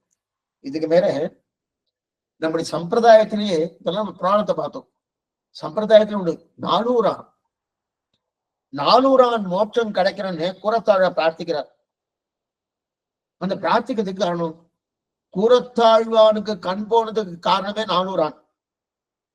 மேலும் அந்த கூறத்தாழ்வாரு அவரை விரோதியா பார்க்கணும். ஆனா நம்ம பாக்குற, ஆனா அப்படிப்பட்ட 400 மோட்சம் கூட பிரார்த்திக்கிறார். எங்க பிரார்த்திக்கிறார்? ராமானுஜர் தான் வரதராஜஸ்தவம் பாடுன்னு தெரிவிக்கிறார். ஆழ்வான் கூறத்தாழ்வானு கண் போயிடுத்து. கண் போன உடனே மேல்கோட்டையில தான் போயிருந்தார். இந்த சரித்திரம்லாம் உங்களுக்கு தெரியும். அவன் இந்த கிமிகண்ட சோழனாலே ஏதோ ராமானுஜர் ஐஷன் போயிட்டு அவருக்கு சிவாத் பரதரம் நாஸ்தின்னு கைத்து போட வைக்கணும்னு பார்த்தாங்க. அதுக்குள்ள கூறத்தாழ்வார் தெரிஞ்சு தான் கன்னியாச உரை அணிந்து கொண்டு நேரம் அங்க போய் சொன்னார். பெரிய நம்பிக்கையும் போயிருக்கார். 2 பேரும் கண் போயிடுத்துன்னு தெரியும். அதுக்கப்புறம் சில கிட்டத்தட்ட 12-13 வருஷங்கள் மேல்கோட்டை போயிருந்தார். மேல்கோட்டில திரும்பி வந்துட்டார். வந்த உடனே குரத்தாழ் விழுந்து தண்டம் சமர்ப்பிக்கிறார். குரத்தாழ் யாரு? எம்பெருமானை பார்த்து, ஹே குரத்தாழ்வானு, உமக்கா கண் போயிடுத்து நம்பவே முடியல, நீ எப்படிப்பட்ட வைராக்கிய செய்தார், உமக்கு கண் போயிடுத்தன்னு அப்படி ராமானுஜரே கண்ணீர் செஞ்சினார். நீ குரு பரம்பரை பிரபாவம் சொல்லப்பட்டிருக்கு. கண்ணீர் செஞ்சினார். அப்ப ஆழ்வானை பார்த்து தெரிவிக்கிறார். நீ போய் தேவப்பெருமாட்ட நீ கண் பேத்துட்டு வரோம்னார். அப்ப ஆழ்வார் என்ன சொல்றாரு? எனக்கு கண் போனதுக்கு என்ன தெரியுமா காரணம்? என்னுடைய கண் போனதுக்கு காரணம் என்னன்னா, யாரோ ஸ்ரீ வைஷ்ணவெல்லாம் இருக்காரு அடியா, அந்த ஸ்ரீ வைஷ்ணவா திருவன்காப்பை சாத்திட்டு இருப்பாரோ, அந்த திருவன்காப்பை சாத்திட்டு கொண்டு திருவன்காப்பு சரியாவே சாத்திக்கல, கோணலா இருக்குன்னு நான் நினைச்சிருப்பேன். அதனால என் கண் போயிடுத்துட்டு. நாமெல்லாம் என்ன சொல்லிக்கிறேன்னு தெரியல. நினைச்சதுக்கே கண் போயிடுத்தன்னா நம்ம நினைக்கிறது இல்ல, நன்னா பட்டே செய்யறோம். என்ன சொல்றோம்னா அது தெரிவிக்கிறாரு, அப்ப தெரிவிக்கிறாரு. அதனாலதான் கண் போயிடுத்தன்னா, அதனால பாகவத அவதாரம் பட்டு தெரிவிக்கலையா? ஓ நீர் பட்டீரா, நீர்லாம் ஒண்ணு படல, நீர் போய் முதல்ல போய் அந்த தேவப்பெருமாட்ட போய் கண்ணை வாங்கிட்டு வா அப்படின்னு சொல்லிட்டு தெரிவிக்கிறார். ஏன்னா குரத்தாழ்வாடைய பாவ சுத்தி. இவர் கண் போனதுக்கு காரணம் தன்னுடைய அபச்சாரம் நினைக்கிறா பாருங்க. இதுதான் பகவத் சம்பந்தம். தெரியும் எதுக்கு சொல்ல வந்தேன்னா, அதே பகவத் சம்பந்தம் கூறத்தாழ்வா இருக்கலைன்னா, என்னவோ சுவாமி நான் சரியா பண்ணல போட்டிருக்கு, இவ குத்திட்டா, அந்த ராஜா குத்திட்டா என் கண்ணன், அதனாலதான் அந்த ராஜா தான் படுபாவை குத்திட்டான் அப்படின்னு தான் பேசுவா. ஆனா பகவத் சம்பந்தம் வந்துருத்து வச்சுக்கேன், அந்த குற்றத்தை கண்மையில எழுதிக்கிறா பாருங்க. இதுதான் பகவத் சம்பந்தம். அப்ப உடனே சொல்றாரு, இந்த பாவசக்தியோடு நீ போய் அங்க போய் தேவகோண்ட கண்ணை வாங்கிட்டு வார். கண்ணை கேட்கறதுலாம் இவருக்கு இஷ்டமே இல்லை.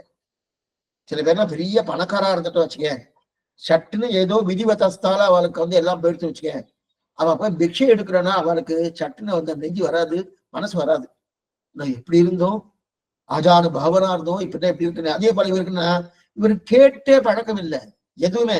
பகவான்கிட்ட மோட்சங்கள்னா கேட்பார். கண்ணை கூடன்னு கேட்டா என்னமா கேட்கறது, நான் இப்படி கேட்கறதுன்னாரு. அது கிடையாது, ஆச்சாரியன் ஆனேன்ட்டார் எம்பெருமானார். இது ஆச்சாரியனான உடனே போய் கேளு. யார்கிட்ட கேட்கணும்? தேவப்பெருமாட்ட ஸ்ரீநிதிம் அபாரம் அர்த்தினாம் அர்த்திதார்த்த பரிதார தீட்சிதம் சர்வபூத சுகிருதம் தயாநிதம் தேவராஜ மதிராஜ மாஸ்திரியை கேட்டவர்களுக்கெல்லாம் கேட்டதை கொடுக்கக்கூடிய நிதி. அப்படிப்பட்ட நிதி ஆண்டுகள் நாள் திங்களாறு நிகழ்காலம் எல்லாம் மனமே இண்டுபல் யோடிகள் தோறும் இன்றோர் அன்றன்னியே காந்த குதோலங்கள் தென் அத்தியூரல் கலை நீக்கி புண்டவன் பாடங்கிற அங்க போய் நீர் ஆசை தீர ஒரு பிரபந்தம் பாடின உடனே அவர் என்ன வேணும்னு கேட்பார். அந்த தேவைப்படும் என்ன வேணும்னு கேட்பார். உடனே என்ன பண்றார்? கண் வேணும்னு சொல்லி கண்ணை வாங்கிட்டு வர்றார். கண் வேணும்னு சொல்லி கண்ணை பாட்டுக்கோனார். புறத்தோட பார்த்தார். கண்ணர் போய் நான் கேட்கறதா அப்படின்னா இல்ல கிடையாது, நீ கேட்டுதாகணும். இது ஆச்சாரிய ஆனந்த் சொன்னார். ஆச்சார நியமனம் உல்லங்கனம் பண்ணப்படாது. ஆச்சாரம் ஒரு வார்த்தை சொல்லியாச்சுன்னா அதை உல்லங்கனம் பண்ணப்படாதுன்னு போயிட்டு வாரன்னு சொன்னார்.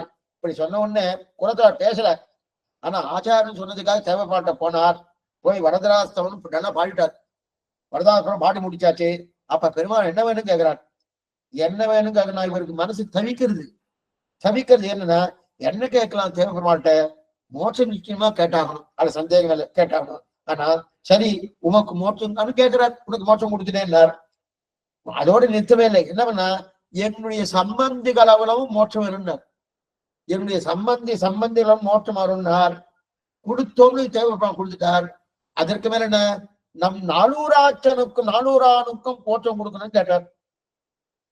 பார்த்தார், உங்களுடைய கண் போவதற்கு காரணமே அவர் தானே, அவர்தானே. அவருக்கு போய் நீ பிரார்த்திக்கிறிய மனசுல வச்சுட்டார். இவ்விடத்துல இப்படி பாகவத அவதாரம் பட்டிருக்கானே, அவரை போய் பார்த்திருக்கேன்னா, இப்ப பாகவத அவதாரம் பட்டானோ 400 அந்த பட்ட உடனே பெருமாவுடைய மனசுல அது பரிபூர்ணமா அது உள்ளுக்குள்ள இருந்துட்டே இருக்கும். நட்சமாமி வசுந்தரே, இது வராக நாயனார் தெரிவிக்கிறார். பாகவத அபச்சார பட்டான்னா அவரை நான் கோடி மலர்களால கோடி ஜன்மங்களால என்னை அர்ச்சனம் பண்ணாலும் நான் அவனை மன்னிப்பது கிடையாது. வசுந்தரே நட்சமாமி வசுந்தரை தெரிவிக்கிறார் இல்லையா, அது அப்படியே உள்ளுக்குள்ள அப்படியே பதிவு அப்படியே இருந்துட்டு இருக்குமானோ நிச்சயமா மோட்சம் கிடைக்க போறது இல்லை. அவன்கிட்ட அதை பிரார்த்திக்கலான்னு அப்படின்னு. அதனால பெருமாட்ட ஆழமா அதை பதித்து இருக்கிறபடியாலே கேட்க. இதை கண்ணனை கீதையை சொல்றான். என்ன தெரிவிக்கிறான்னா, நான் தூக்கி எல்லாரும் பாவஜன்மால போடுற இந்த மாதிரி பாகவத பாவஜன்மால போடுற அர்ஜுனா, அவளுக்கு பல பிறவிகள் மீண்டு வர முடியாத அளவுக்கு பண்ற அப்படின்னாரு. இந்த இடத்துல பெருமாள் கொடுத்து ஒரு சீற்றம் இருக்கணும், அந்த சீற்றத்துக்கு ஆளாகக்கூடாதுதான் தனித்து 400 பெற்றுக் கொடுத்தன்னு கேட்டார். சரின்னு பெருமாள் கொடுத்தார். இப்ப 400 கேட்கிற அளவுக்கு புத்தி போயிடுச்சுன்னா என்ன அர்த்தம்? இப்ப நம்ம விஷயத்துக்கு வருவோம். சரித்திரம் வேறு. 400 புத்தி போயிடுச்சுன்னா கூறத்தாழ என்ன பண்ணணும்? நான் அனுகமா மாவே நீர் அவர் கொடுக்கறதா இருந்தாலும் அவங்களுடைய பக்தனே இல்லை அப்படின்னு சொல்லுவோம். பகவானே கொடுக்குறாங்க 400 கூறத்தாழ பிரார்த்திக்கல, 400 தான் எதிரியா போயிட்டான். கண் போனதுக்கு அவர் தானே காரணம். அப்ப எதிரியா போனோன்னு பெருமாள் போட்டு சுவாமி அவன் கொடுத்துடுறேன், பாவத்தை பிரச்சாரம் பட்டான் அவன் கொடுத்துறேன்னா, என்னவா சுவாமி என் கண்ணு போயிடுத்து நீ கொடுக்குற அப்படின்னு கேட்ப போனோம். இது அப்படியே நேர் எதிரா இருக்கு. பெருமாள் மாட்டேன்றார், இவர் குடுன்றார். அப்படி இருக்க செய்து இப்ப என்ன ஆயிடுச்சு, இப்ப 400 குடுன்னு கேட்கிறாரு, ஒண்ணும் மோட்சத்துக்கு குடுன்னு கேட்கிறாரு. அப்ப 400 தமக்கும் சரீர சம்பந்தம் இருக்கு, ஏதோ மனுஷன் அப்படின்னு கேட்டாருன்னா கிடையாது. பகவத் சம்பந்தி என்கிற எண்ணம் இருந்தாத்தான் இந்த மாதிரியான ஒரு கேள்வியே வரும். என்ன பண்ணிக்கோ, பகவத் சம்பந்திகள் அப்படின்னு நினைச்சாதான் இந்த மாதிரி கேட்கவே தோணும். பகவத் சம்பந்தி இங்க எண்ணம் இல்லை வச்சுக்க, கொஞ்சம் கூட வராது. நான் பெற்ற பேரு 400 பெறட்டும்னு பிரார்த்திக்கிறதுக்கு என்ன காரணம்? அவனும் பகவத் சம்பந்தி, இவரும் பகவத் சம்பந்தி அப்படின்னு தெரிவிக்கிறான் இல்லையா. அப்ப இந்த திரைக்கும் எம்பெருமானார் மேலக்கோட்டுக்கு போய் 13 வருஷம் அங்க கைங்கரியம் பண்ணார் திருநாமூர் செல்ல பிள்ளைக்கு. இதுக்கு பிரதான காரணம் யாருன்னா 400 தான். அவன் காட்டி கொடுக்க வயதுல அங்கிருந்து தெரியும். நம்ம ஒரு விதத்தை சொல்லலாம், அது ஒரு திவ்ய தேசமா ஆயிடுச்சுன்னா, ஒருமாயகமாய் ஓட உடனே ஆண்டவர் கருணாய் கவர்ந்த காலர் செய்து திருநாரணந்தால் காலம் பெற சிந்தி தூய்மனும் தெரிவித்தார்களே ஆழ்வார். அப்படின்னு கட்சி அந்த திருநார பெருமாளை மங்களாசாரம் கண்டத்துக்காக போயிருக்கிறனோ ஒரு விதத்துல அந்த 400 நன்றி கூட சொல்லலாம். எதுக்கு சொல்ல வந்தேன்னா, அப்படி இருக்க செய்து இவர் மேற்கு திசையில போய் அவ்வளவு தூரம் பண்ணியிருக்காரு. சில பேர் என்ன சொல்லுவாங்க, ராமானுஜர் பயந்து போயிட்டார் சொல்லுவாங்க. என்ன பண்ணுவானோ ராஜா துணிகண்ட சொல்ல என்ன பண்ணுவானோ பயந்தார். அவர் பயந்தெல்லாம் போறதெல்லாம் ஒன்றும் பண்ணல. அவர் பயந்து சில பேர் ஏன்னா ஆதிசேஷனுடைய அம்சம் அது மட்டும் இல்ல. அடையார் கமல தளர்மகள் கேள்வன் கையாடி எண்ணம் படையோடு நாந்தகமும் படர்தங்கம் பொன் சார்கவில்லும் படையார் புரிசங்கமே இந்த பூதலம் காப்பதற்கு மேல நம்ம பார்க்க போறோம். ராமானுஜர் இடையே அப்ப பஞ்சாயுதங்களோட அம்சமாக தோன்றியவர். அப்படி இருக்கச்சு அவருக்கு பயமானா பயம் இல்லை, ஒரு திவ்ய தேசத்தை ஏற்படுத்தணும். மேற்கிலே ஒரு திவ்ய தேசம் ஏற்படுத்தணும், பக்தர்களை உருவாக்கணும். அது மட்டும் இல்ல, விரோதியாக இருக்கக்கூடிய ஜெயினர்கள் என்ன பௌத்தர்கள் என்ன அவர்களாம் தவிர்த்து பகவானுக்கு ஆட்படுத்த வேண்டும் என்கிற நல்லெண்ணத்தோடு தான் அவர் சுவாமி எழுந்தார். தவிர ஏதோ இந்த கிருமிகண்ட சொன்ன பயந்துட்டு போனாரு அப்படின்னு புறத்தார் பேசிட்டு இருக்கார். இந்த புறத்தாவர் இங்க பிரார்த்தித்தாரணும் யார்கிட்ட தேவைப்பட மாட்டேன், எனக்கு மோட்சம் நானூறான் என்று கோட்டியாருக்கும் மோட்சம் கேட்டாரனோ. இது ஸ்ரீரங்கத்துக்கு வந்த உடனே எம்பெருமானா சேனத்துல இந்த செய்தி அவர் செவி கட்டியது. ஒரு காது கட்டிட்டு எட்ட உடனே நேர தன்னோட மனத்துல இருந்து வெளில வந்தார். தன்னோட மனத்துல இருந்து வெளில வந்து தன்னுடைய உத்திரியம் இருக்கணும், அந்த உத்திரியத்தை எடுத்து போட்டு கூத்தாடிட்டு இருக்கார். எடுத்து போட்டு கூத்தாடிட்டு இருக்கார். என்ன இவெல்லாம் சன்னியாசி ஆயிடுத்து, அதுவும் ஜியாக்கள் ஆயிடுத்து, இவெல்லாம் கூத்தாட மாட்டாருன்னா இவர் போய் கூட்டாடிட்டு இருக்காரு, இது மாதிரி ஆடலாமான்னா இவர் என்னன்னு சும்மா ஆடுறாரு. எனக்கு மோட்சம் உண்டுன்னு இப்பதான் நான் நம்பிக்கை வந்து விட்டுட்டேன். எம்பெருமான சொல்லக்கூடிய வார்த்தை என்ன? எனக்கு மோட்சம் உண்டுன்னு இப்பதான் எனக்கு நம்பிக்கை வந்ததுன்னு. என்னன்னு கேட்கறாங்க இருக்கிற சிஷ்யாலாம். சுவாமி உமக்கு மோட்சம் இல்லைன்னு யார் சொன்னது? இப்ப நம்பிக்கை வந்ததுன்னு சொல்லிட்டு இருக்கிறேன். எதனால அந்த நம்பிக்கை வந்ததுன்னா ஒண்ணுமே இல்லை, கூரத்தாழ்வாருக்கு மோட்சம் உண்டுன்னு தேவப்பம் வார்த்தை சொல்லிட்டார். சரி, கூரத்தாழ்வார் மோட்சம் உண்டு சொல்லிட்டாரு. கூரத்தாழ்வாருடைய சம்பந்தி நான் தானே சுவாமி. நீர் சிஷ்யர் இல்ல, நீர் ஆச்சாரியன். கூரத்தாழ்வார் சிஷ்யர், நீர் ஆச்சாரியன் இருந்தா உம்முடைய சம்பந்தத்தால கூரத்தாழ்வார் மோட்சம் சொன்னா நியாயம். சிஷ்ய சம்பந்தத்தால ஆச்சாரியனுக்கு மோட்சம் இருக்குன்னா சம்பந்தம் முக்கியம். அது ஆச்சாரிய சம்பந்தமா சிஷ்ய சம்பந்தமா அது இல்ல. ஏன்னா சம்பந்தம் முக்கியம் தானே. ஏன்னா நாமே நம்முடைய குரு பரம்பரை சொல்றோம், எம்பெருமானோடைய சம்பந்தத்தால் தான் எம்பெருமானாருக்கு முற்பட்டவர்களுக்கு வாழ்ச்சி, எம்பெருமானாருக்கு பிற்பட்டவர்களும் வாழ்ச்சி. அது என்னவான்னா இவருடைய முற்பட்டவர்கள் திருப்படி சம்பந்தத்தாலே அவளுக்கு வாழ்ச்சி, பிற்பட்டவர்களுக்கு திருவடி சம்பந்தத்தாலே வாழ்ச்சின்னு தெரிவிக்கிறார் இல்லையா. இப்ப இதுக்கு தெரிவது, இப்ப 400 பெறட்டும் கேட்டுக்காரன் நம்ம விஷயத்துக்கு கேட்டுக்கொண்டு இல்லையா. இது எதனால பண்ணார்? கூரத்தாழ்வானுக்கு கண்ணு போவதற்கு கூரத்தாழ்வார் பெரிய நம்பி 2 பேருமே கண் போவதற்கு காரணமே அந்த 400 தானே. அப்படி இருக்கச்சே அவனுக்கு கேட்டு இருக்கா இல்லையா, கேட்டு இருந்தாரனும். அப்ப என்ன பகவத் சம்பந்தம் இருக்கிறபடியாக, பகவத் சம்பந்தம் இருந்தபடியான இருக்கிறபடியாக வந்து தோணும். இதுக்கு சொல்ல வந்த அப்படி இருக்கச்சேதே. அப்ப அதை விட்டுட்டு இவர் கண்ணை கொடுன்னு பிரார்த்திக்கிறதுக்கு ரொம்ப சிரமப்பட்டு பிரார்த்திக்கிறார். முதல்ல மோட்சத்தை கேட்டார். கேட்ட உடனே அவரும் கொடுத்துட்டார். கொடுத்துட்ட உடனே சம்பந்திகள் கொடுத்துட்டாரு. 400 கொடுனார் கொடுத்துட்டாரு. இப்ப மிச்சம் ஒண்ணு இருக்கு, கண்ணு. எம்பெருமான் தன்னுடைய ஆச்சாரியன் எம்பெருமான் கண்ணை கேளுங்கிறார் இல்லையா. சரி, கண்ணை கேட்கலாம், அவர் கேட்க சொல்லியிருக்காரு, கேட்கலான்னு கேட்கறதுக்காக கண்ணை கொடுன்னு சொன்னார். தைரியமா கேட்கலான்னு கேட்டார். கேட்டு கட்சியே டட்டுன்னு அவனு கொஞ்சம் நில்லுவோம், உடனே கொடுத்துடாது, கொஞ்சம் ஒரு நிமிஷம் இன்னொன்னு சேர்த்து சொல்றேன். என் கண்ணாலே என் கண்ணை கொடுந்துன்னு கேட்டேன், எனக்கு கண்ணை கொடுந்துன்னு கேட்டேன். என் கண்ணாலே உண்மையும் என்னுடைய ஆச்சாரனாக இருக்கக்கூடிய ராமானுஜரும் சேவிக்கிறத தவிர மற்ற யாரும் சேவிக்க தேவையில்லைன்னு பிரார்த்திக்கிறேன். இதுதான் ரொம்ப சாமர்த்தியம். ரொம்ப சாமர்த்தியம்னா பகவான்கிட்ட போய் இன்னொன்னு பிரார்த்திக்கப்படாது. பிரார்த்தித்தாலே பிரயோஜனார்த்த பரன்னு பேரு. அனன்ய பிரயோஜன பரத்தனா எத்தனை பார்த்தோம்? அனன்ய பிரயோஜன பரனா இருக்கணும். அனன்ய பிரயோஜனம் அவனை தவிர மற்றொன்று பிரார்த்திக்க கூடாது. இப்ப கண்ணை பிரார்த்தித்தாச்சுன்னா அப்ப பிரயோஜனார்த்த பரன்னு அர்த்தம். ஆனா ஆச்சாருடைய வாக்க கண்ணை பிரார்த்தித்து வாங்கிக்கோ சொல்லியாச்சு, அது உல்லங்கனம் பண்ண முடியாது. அப்ப என்னன்னா பிரார்த்திக்கணும். பிரார்த்திக்கணும்னா கண்ணையும் கேட்கணும். அதே நேரத்துல எனக்கு அந்த கண்ணில் இருந்தும் பிரயோஜனம் இல்லாம இருக்கணும். என்ன பண்ணலாம்? இந்த கண்ணை வைத்துக் கொண்டு பகவன்னு உண்மையும் சேவிக்கலாம், என்னுடைய ஆச்சாரிய ராமானும் சேவிக்கலாம், மற்ற பேரை சேவிக்க வேண்டிய அவசியம் இல்லைன்னு இந்த நினைவோடு கேட்டார். சிவபெருமா பார்த்தார், என்ன சாமர்த்தியம், என்ன சாமர்த்தியம். அப்ப ராமானுஜர் சொன்ன வார்த்தையும் உண்மையாக்கியாச்சு, தன்னுடைய எண்ணமும் உண்மையாக்கியாச்சு அப்படின்னு தெரிவிக்கிறாரியா. அப்ப தாக தம் சம்பந்திகள் என்று பார்க்காமல் பகவத் சம்பந்திகள் பார்த்தா எல்லாரும் உத்தேசர்கள். அப்ப என்ன அர்த்தம்? கண் கேட்டு வந்தாரு, கண்டதை பார்க்க ஆசை இல்லைன்னு அவர் சொல்லிட்டார். ஆனா இப்ப என்னது 400 மோட்சம் கொடுக்குறாருன்னா என்ன அர்த்தம்? அந்த 400 மோட்சம் பிரார்த்தித்த காரணம் என்ன? காரணம் சரீர சம்பந்தமானா?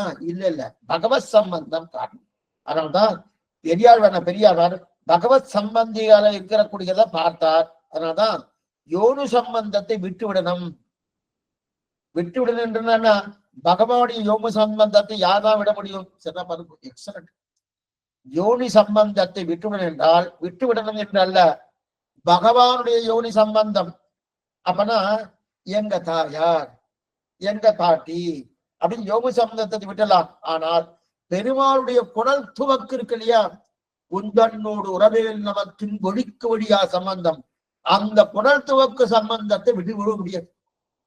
இது விட்டு விட முடியாதுன்னா நாம விட்டு விட முடியாது மட்டும் இல்ல, பகவானே நாளிலிருந்து உனக்கும் எனக்கு சம்பந்தம் கிடையாது, அவரால சொல்ல முடியுமான்னா அவரால ஒரு காரியம் பண்ண முடியாதுன்னு இதை பண்ணவே முடியாது, உனக்கும் எனக்கும் சம்பந்தமே கிடையாது அப்படின்னு தீர்த்தத்தை தெளிச்சு இதோட கிடையாது அப்படின்னு பகவானால பண்ண முடியுமான்னா அதைத்தான் ஆண்டாள் தெரிவிக்கிறார். உந்தன்னோடு உறவையில் நமக்கு ஒழிக்க வழியா சம்பந்தம் தெரிவிக்கிறாரியா. அப்ப பகவானால் ஓட முடியாது. அதான் குடல் துவக்கு. குடல் துவக்கு சம்பந்தம் விட்டு முடியாது. அந்த சம்பந்தத்தை வைத்துக் கொண்டுதான் என்ன சொல்றாரு, எந்தை தந்தை தந்தை தந்ததம் மூத்தப்பன் ஏழ்படிகால் தொடங்கி சொன்னார். இதோட நிறுத்த இன்னொரு திட்டம் நினைக்கிறேன். இன்னொரு திட்டம் என்ன, பராசர மகரிஷி அவருடைய பிள்ளைதான் வேதவியாசன். வியாசம் வசிஷ்டன் அப்தாரம் சக்தே பௌத்திரம் அகல்மஷம் பராசராசரம் வந்தே சுகதாபம் தப்போனிதம் சொல்றா இல்லையா. அப்ப அவருடைய பிள்ளை வேதவியாசர். இப்ப தர்மசாஸ்திரம் என்ன சொல்றது, தன்னுடைய பிள்ளைய கொண்டாடுறார். பராசர மகரிஷி தன்னுடைய பிள்ளைய கொண்டாடுறார். என்னன்னு கொண்டாரு, என் பிள்ளைய தவிர மகாபாரதம் யாரால எழுத முடியும், இந்த வேதத்தை பிரிச்சு கொடுத்தாரோ அந்த மாதிரி யாரால பண்ண முடியும், அத்தனை வைபவம் பிள்ளைக்கு அப்படின்னு யாரு பராசர மகரிஷி கொண்டாடுறாரு. ஆனா தர்மசாஸ்திரமோ கொண்டாடப்படாதுன்னு சொல்லியிருக்கு. அந்த வாக்கியம் சொல்ற பாருங்க, என்ன சொல்றதுன்னா பிள்ளைய மட்டும் எப்பயும் கொண்டாடுன்னு சொல்லிருக்கு தர்மசாஸ்திரம். ஏன்னா பிரத்யக்ஷே குருவஸ்துத்யகா, இது சாஸ்திர வாக்கியம். பிரத்யக்ஷே குருவஸ்துத்யகா, குருக்களை கண் முன்னாடி கொண்டாடினார். எப்ப நம்ம ஆச்சாரம் சேவிக்கிறோமோ சேவிச்ச உடனே அங்கே விழுந்துடணும். எங்க அவர் இங்க இருக்கார் சுவாமி, ஒரு 10 மீட்டர் தூரத்துல இருக்கார், அடி இங்க இருக்கேன், கிட்டக்க போய் சேவை இங்கேயே சேவினார். அப்ப பிரத்யக்ஷே குருவஸ்துத்யகா, ஆச்சாரம் எங்க இருக்காரோ உடனே சேவிச்சிருந்தார். பரோட்சே மித்ரபாண்டவாக, மித்திரர்கள் பந்துக்கள் வீட்டுக்கு வந்தான்னா அவ போன பிறகு அவ கொண்டாடுறது. பந்துக்கள் ஏதாவது ஒரு உதவி பண்ணிப்பா, அவ உதவி பண்ணியிருந்தா நல்லா உதவி பண்ணல நல்லா பண்ணல அப்படின்னு அவ கொண்டாடினா அவ இங்கே இருந்துருவாளாம். அவ என்ன பண்ணுவானா இங்கே இருந்துருவாளாம். அதனால அவ போன பிறகு கொண்டாடுவான்னு சொல்லியிருக்கு. இதெல்லாம் சாஸ்திர வாக்கியம். அதுக்கப்புறம் என்ன, காரியாந்தே விருத்திய வர்க்ககா, காரியாந்தே விருத்திய வர்க்ககா, வேலைக்காரி இருக்காரனும் நம்ம அதுக்கு வீட்டை கிளீன் பண்றது, சுத்தம் பண்றது, மாப் போடுறது, என்ன பாத்திரம் தேய்க்கிறது எல்லாம் இருக்கல, வேலைக்காரி இல்லையா. வேலையை முடிச்சதுக்கு அப்புறம் கொண்டாடுறது. வேலையை முடிக்கிறதுக்கு முன்னாடி கொண்டாடிட்டீங்கன்னா நம்ம நிறைய காரியம் பண்ணிடம் போல் இருக்கு அப்படின்னு நினைச்சிட்டு செய்யற வேலையை நிறுத்திடுவோம். வேலையை பண்றதுக்கு முன்னாடி கொண்டாடாத, வேலையை முடிச்சதுக்கு அப்புறம் கொண்டாடுன்னு சொல்லிட்டு கடைசியா ஒண்ணு சொல்லுவோம். என்ன சொல்லுவாங்க, இவர்கள்லாம் இப்படி கொண்டாட சரிதான், ஆனா என்ன தெரியாது தம் பிள்ளையை எப்போதுமே கொண்டாடான்னு சொல்லியிருக்கு. இந்த இடத்துல குருக்களை கொண்டாடுன்னு சொல்லியிருக்கு, மித்திரரான பந்துக்களை கொண்டாடுன்னு சொல்லியிருக்கு, வேலைக்காரியையும் கொண்டாடுன்னு சொல்லியிருக்கு, சொந்த பிள்ளைய கொண்டாடாதுன்னு சொல்லியிருக்கு. கொண்டாடாத என்னைக்குமே கொண்டாடாது, எப்பவும் கொண்டாடுன்னு இருக்கு, எப்பயும் கொண்டாடாதுன்னு சொல்லியிருக்கு. ஆனா இதெல்லாம் அந்த காலத்துக்கு சொல்லணும். அந்த காலத்துக்கு சொந்த பிள்ளைய கொண்டாடுற இந்த வார்த்தை அந்த காலத்துக்கு. இப்ப என்ன எடுத்துன்னா, இன்னைக்கு குழந்தை ஏதாவது தீர்த்தம் இருந்தா கொண்டு கொடுறாருன்னு கொண்டு கொடுத்த உடனே அவனுக்கு தேங்க்ஸ் சொல்லணும், நன்றி கொண்டு கொடுத்தேன் நான் பண்ணதை பண்ணிருக்கேன். ஏன்னா கொடுக்க வேண்டிய அவன் கர்த்தவியம், தகப்பனாருக்கு கைங்கரியம் பண்ணணுமேங்கிற அதெல்லாம் இப்ப கிடையாது. ஏன்னா இதெல்லாம் மேலை நாட்டு விஷயங்கள். அதை அப்படியே நம்ம எடுத்துக்கிட்டோம். நம்ம பாரத தேசம் இருக்கக்கூடிய கலாச்சாரம் இருக்கு எதுக்குமே கிடையாது, ஆச்சரியமான கலாச்சாரம். ஆனா அதை விட்டுட்டு என்ன பண்றா, அந்த ஊர்ல என்ன நினைச்சிட்டு இருக்கா தெரிஞ்சிருக்கா. அப்ப அவன் கொண்டு கொடுத்தா அதுக்கு நன்றி சொல்லணுமா, அந்த அளவுக்கு நீ கொண்டு விட்டுவோம். அது மட்டும் இல்லை, இன்னைக்கு வேற தேசத்துல சில பள்ளிக்கூடத்துல இருக்கான், இன்னைக்கு இருக்கான். அந்த பள்ளிக்கூடத்துல இருக்கச்சே அந்த பள்ளிக்கூடத்துல சொல்லி கொடுக்குறானா, உங்க தாயார் தகப்பனார் ஒண்ணு அடிச்சாலோ வேற ஏதாவது பண்ணாலோ நீங்க உங்களுக்கு ஒரு டெலிபோன் நம்பர் தரேன், அதுக்கு நீங்க எனக்கு போன் பண்ணுங்க, போன் பண்ணினேன்னா நான் நேரம் உங்க தாயார் தகப்பனார் கண்டிக்கிறேன். இதெல்லாம் வேற சொல்லி கொடுக்குறோம். தாயார் தாப்பனா என்ன பண்ணுவா, அவர் கண்டிச்சுதான் வளர்க்கணும். சில குழந்தைகள்லாம் கண்டிச்சு வளர்க்கணும், அவர் கருதலையா போயிடுக்கணும். அதை கண்டிச்சு வளர்க்கிறா. ஒருத்தர் நடந்து சுவாமி சொல்லுவார் என்னன்னா, ஒரு ஊர்ல ஒரு தாயார் என்ன பண்ணா, இந்த மாதிரி அந்த குழந்தைக்கு இதெல்லாம் தெரிஞ்சிருத்து. அந்த குழந்தைக்கு வயசு வந்து இப்ப 10 வயசு.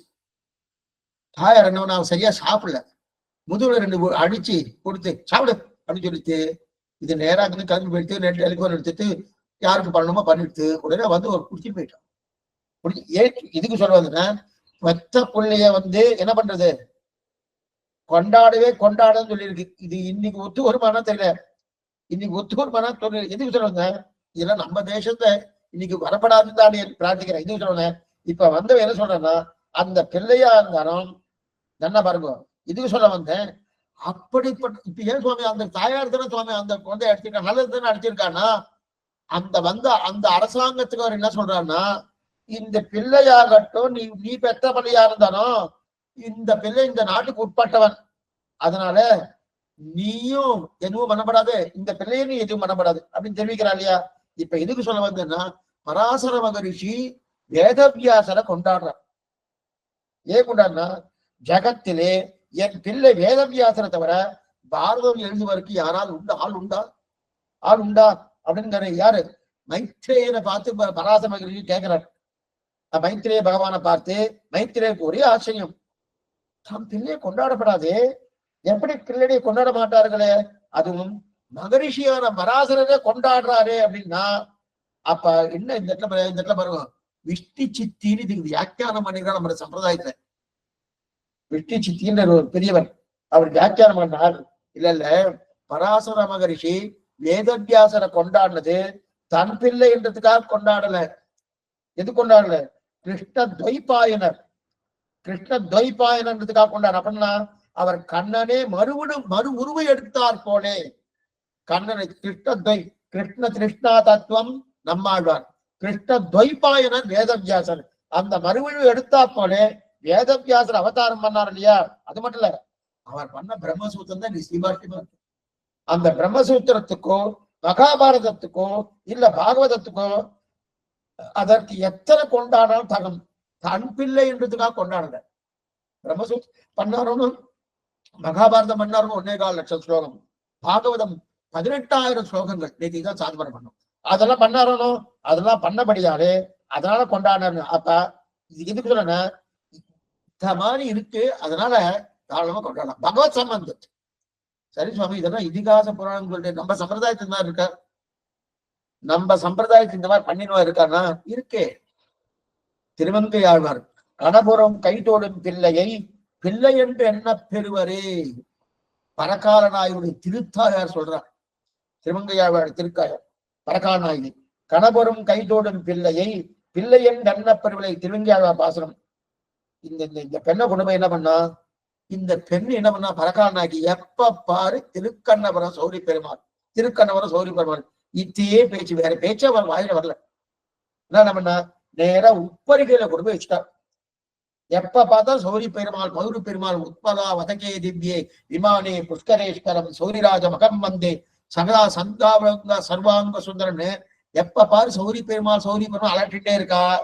இது இருந்து இவரை பிரிச்சு வைக்கணும்ன்றதுக்காக என்ன பண்ணா, அப்பதான் சரிபட்டு வருவான்னு சில பேர் பண்றா பாருங்க, காதலன் காதலை பிரிச்சு வைக்கிறானோ, அதான் பிரிச்சு வைக்கிறான்னு தனியா ஒரு அறையில கொண்டு போய் இங்க வச்சுடா. அந்த பெண்ணை கொண்டு போய் மொட்டை மாடியில ஒரு அறை, அந்த அறையில கொண்டு போய் வச்சுட்டா. வச்ச உடனே அவன் என்ன பண்ணா, பரகால நாயகி அவன் என்ன பண்ணா, அங்கிருந்து ஒரு சாளரம் இருக்கு, அந்த சாளரத்தை பாக்குறா. பார்த்து என்ன பண்றா, இங்க யாரெல்லாம் கொண்டு போறா அவெல்லாம் வாங்க வாங்க வாங்க கூப்பிடுறா. என்னாச்சு இந்த பொண்ணுக்கு இது கூப்பிடுறானா, இங்க வாங்க திருக்கண்ணவரம் தெரியறது பாருங்க, இந்த இடத்துல இந்த சாளரத்துல பாருங்க திருக்கண்ணவரம் தெரியறது பாருங்கன்ற. நீலிலா முற்றத்து நின்றவள் நோக்கினால் காணமோ கண்ணபுரம் என்று காட்டினார் காணனார் தென்னமேலத்தை இவள் இனி இவள் நானுமோ நன்னு நரையூர் கேள்வாசம். நீலிலா முற்றத்து நின்றவள் நோக்கினால், பரகால நாயகி பார்த்து அவ பார்த்தது போதான்னு தாய்மார்கள்லாம் கூப்பிட்டு பாருங்க நேரா திருக்கண்ணபுரம் தெரியறது பாருங்கன்னா, சுவாமி அது தெரியக்கூடாதுன்றதுக்குதான் மொட்டை மாடல கொண்டு போய் ஒரு தனியார் ரூம்ல வச்சான்னா, அங்கிருந்து என்ன பண்றா, இந்த திருமங்கை ஆழ்வார் பரகால் நாய்க்கு அங்கிருந்து தெரியறது. இப்பவும் திருவாரூர் அவருடைய அவதார ஸ்தலம். நீங்க அந்த திருமங்கை ஆழ்வார் சன்னதிக்கு முன்னாடி அங்க அங்கனம் இருக்குமோ, அந்த அங்கனத்துக்கு அங்க ஏத்தாமரை, அந்த ஏத்தாமரைக்கு நீரிலா முற்றம்னு பேரு. நீங்க போனா சேவிக்கும், நீரிலா முற்றம்னு பேரு. அங்கிருந்து நேர ஆழ்வார் அந்த சௌரி பெருமாளை சேவிக்கிறாராம், சரித்திரம் சொல்றது. அதான் அதனால குறுக்க யாருமே அங்க நிக்க மாட்டா. அவருக்கு அவருடைய ஆஸ்தானத்துக்கு ஈத்தாப்பற நீரிலா முற்றம்னு பேரு. அது இங்கிருந்து அவருக்கு நேரா செவி சாய்க்கிறாராம். அதுக்கு இதுக்கு சொல்ல வந்த அவ என்ன பண்றா, இப்படிப்பட்ட பெண், அந்த பெண் என்ன நினைக்கிறானா, அந்த சௌரி பெருமான் இன்னும் அவளுக்கு என்னது, வாயில என்ன வார்த்தை வளர்றான், மழலை சொல். மழலை சொல்னா சில சப்தங்கள்லாம் அப்படியே பாதி போயிட்டு பாதி வருமானம், அந்த மாதிரி வளரன்னு இருக்கா. யாரோ திருக்கண்ணபுரம்னு சொன்னா இவ கை கூப்பிடலாம். யாரோ திருக்கண்ணபுரம் சொன்னா இவ, திருக்கண்ணபுரம் சொல்லக்கூடிய வார்த்தை கூட இவருடைய வாயில வராதவனுக்கு அவ்வளவு சிறிய வயசு. அவ்வளவு சிறிய வயசுலயும் என்ன பண்ணிட்டு இருக்கா, திருக்கண்ணபுரம் இங்க யாரோ ஒருத்தர் சொன்னாமே உடனே கை கூப்பிடுறான். நம்ம சொல்றோம்னா குருகூர் சடகோபன் சொன்ன, குருகூர் சடகோபன் சொன்ன உடனே கை கூப்பிடுறோம், அந்த மாதிரி கை கூப்பிடுறான். அப்படி இருக்கச்சே இப்ப கணபுரம் கைதோடும் பிள்ளையை பிள்ளை என்றென்ன பெருவிரனை யார் சொல்ற, தாயார் சொல்றா. திருக்கண்ணபுரத்தை கை தொழுறா, அவ என் பிள்ளைன்னு இருக்குதான். ஏதாவது சொல்றா, பகவத் சம்பந்தத்தை இட்டுக்கும். அதே போல பெரியாழ்வாராகட்டும், அந்த அனன்ய பிரயோஜனராக இருக்கக்கூடிய பகவன் லாபார்த்தியா இருக்கட்டும், அவ தங்கள் கோட்டியை சொல்றாங்க, எந்தை தந்தை தந்தை தந்ததம் மூத்தப்பன் ஏழுபடிகள். எதனால சொல்றான்னா, ஓ தங்களுக்கு இருக்கக்கூடிய பெருமை அப்படி உச்சத்துல சொல்லணும்ன்றதுனால பகவத் சம்பந்தத்தை ஈட்டி சொல்றான்னு தெரிவிக்கிறார். ஆச்சரியமான விஷயம், ஆச்சரியமா தெரிவிக்கிறதுல என்னன்றது அடுத்த வாரம் பார்ப்போம். ஆழ்வார் எம்பெருமானார்ஜிய திருவிலேசனம், ஆச்சாரியன் திருவிலேசனம், பாகவதாக திருவடிகளே சரணம். சந்தேகங்களை அவசியம் கேட்கும்படி பிரார்த்திக்கிறேன்.